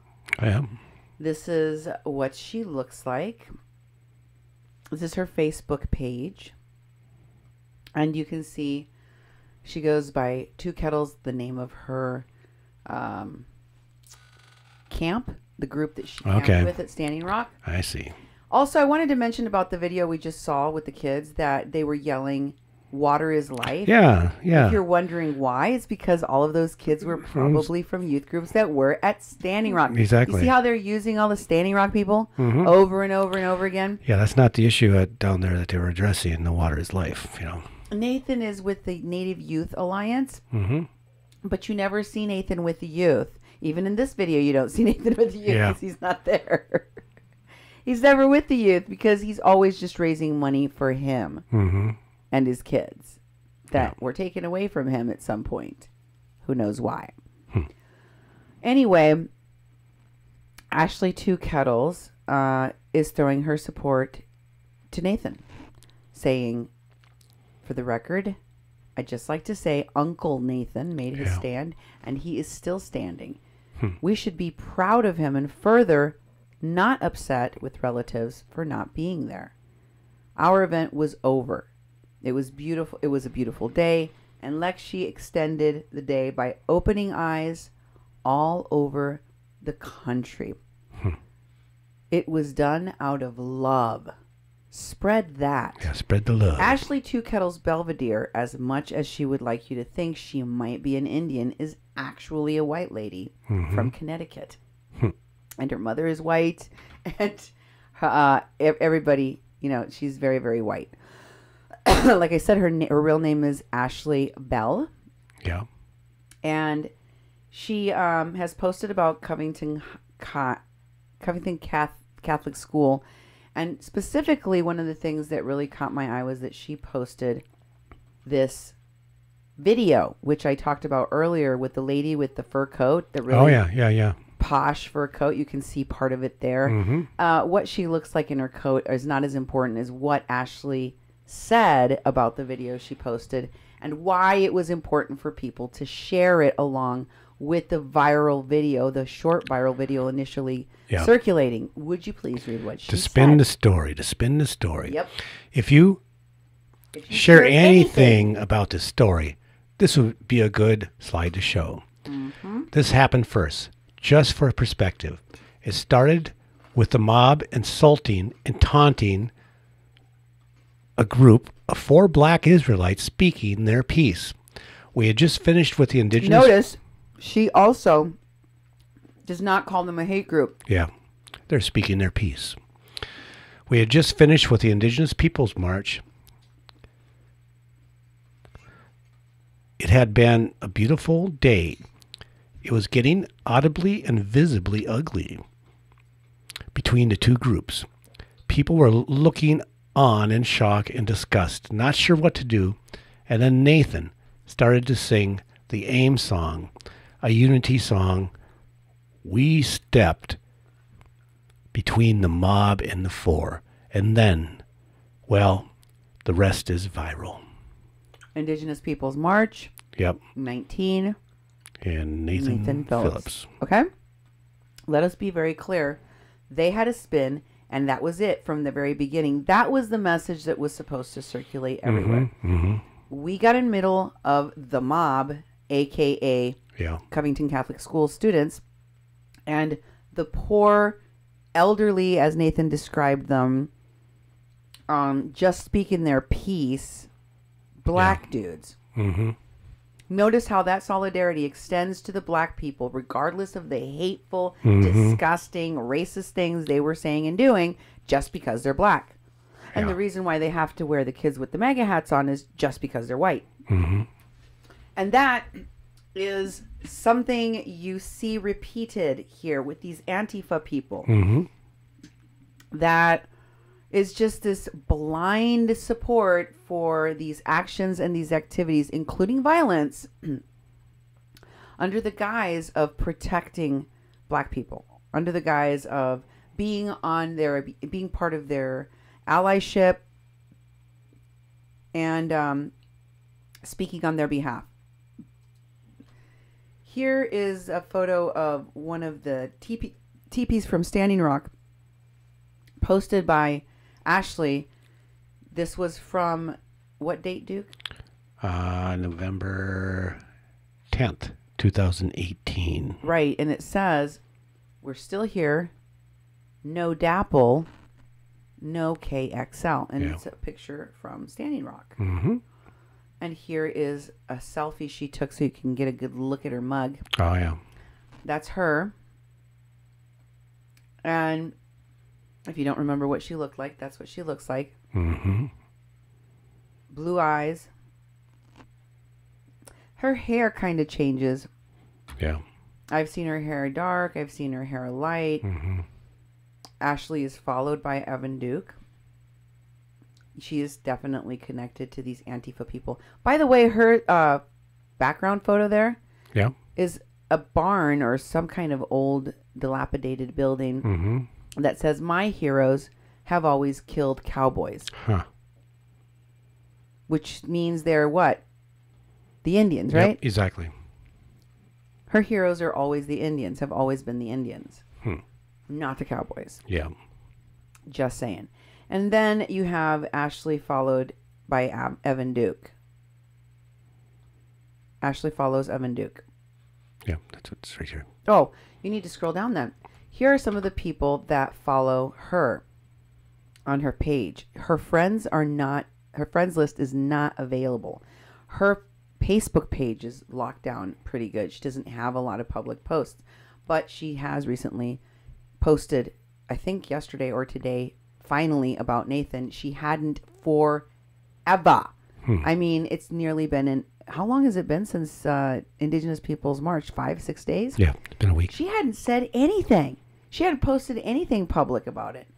Keep going. And then all of a sudden, and I have the whole list of people that follow her that is available. I'm just taking you up to and including Evan K. Duke the third. See that? Yep. They are connected. It's the same guy that I told you is the Antifa leader of the Borders Support Network. Excuse me. Ashley would love to use violence against racists like the rest of the anarchists. Here's one of her posts demonstrating what she feels done, what she feels should be done to racists, which is they should get punched.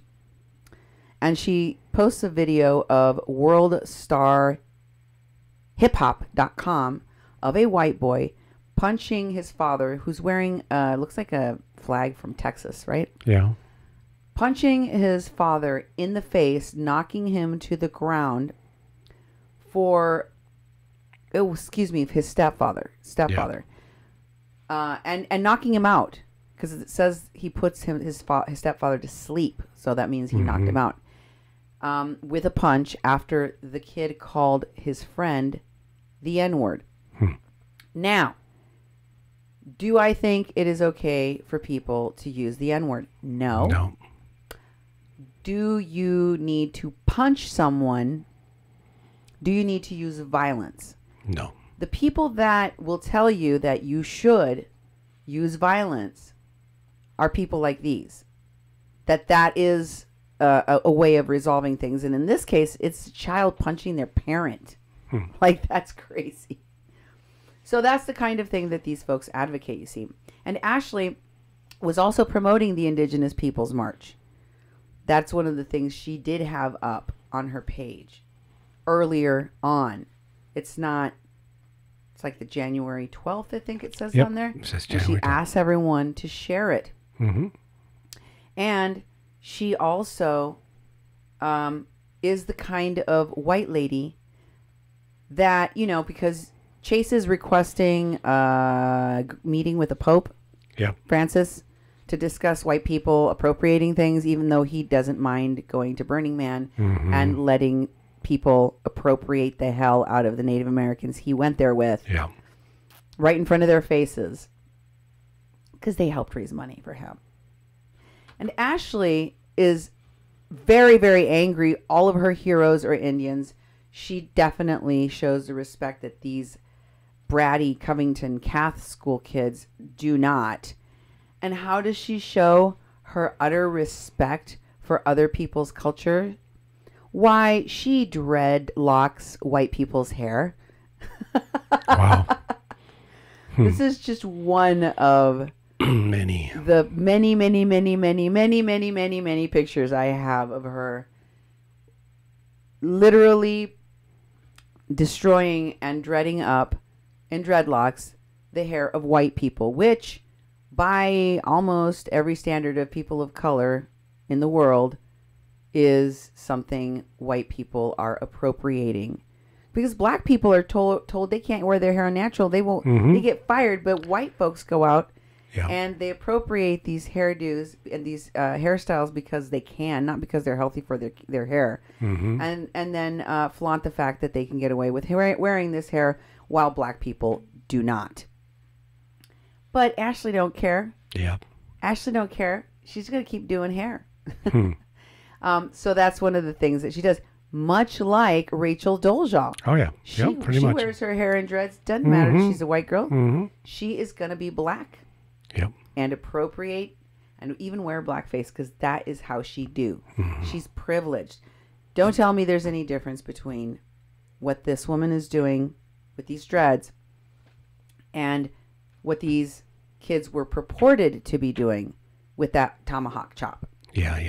Also, I wanted to just share with you because this is a post that she reposted in which they tag a bunch of people who I am assuming are all from this Two Kettles camp and or are friends with her. It said Glenn, there's two pictures, honey. You grabbed the one that didn't say tags. So you need to go and grab the one that says tags, because this is called Glenn Matthews Williamson tags, is right next to in the folder to the one that says just Glenn Matthews Williamson. And the title of it is Ashley Glenn Matthews. Ashley Glenn Matthews Williamson tags. That one right there. Yeah. And as you'll see, it has a bunch of people tagged in the post. This was a post about being at camp, basically. I don't really care to read the whole thing. But I just wanted to show you who is in the tags. And one of those people is none other than fake Miwok Indian, pretend Indian, Desiree Cade. Oh, I see. That took the Indian problem from real Navajo Jeremy Frendenberg. Remember? This is the same pretend Indian Desiree Kane that used to have connections and work at Netroots Nation. This is the same one that has worked closely with the PR people that handled all of the Hollywood people that organize these events, right? Desiree Kane. And there is also, is there anybody else? Oh, there's a grass rope in there who I am assuming is related to one of the headsmen, Louis Grassrope. And there's Brennan Nastasio in this, tagged in there.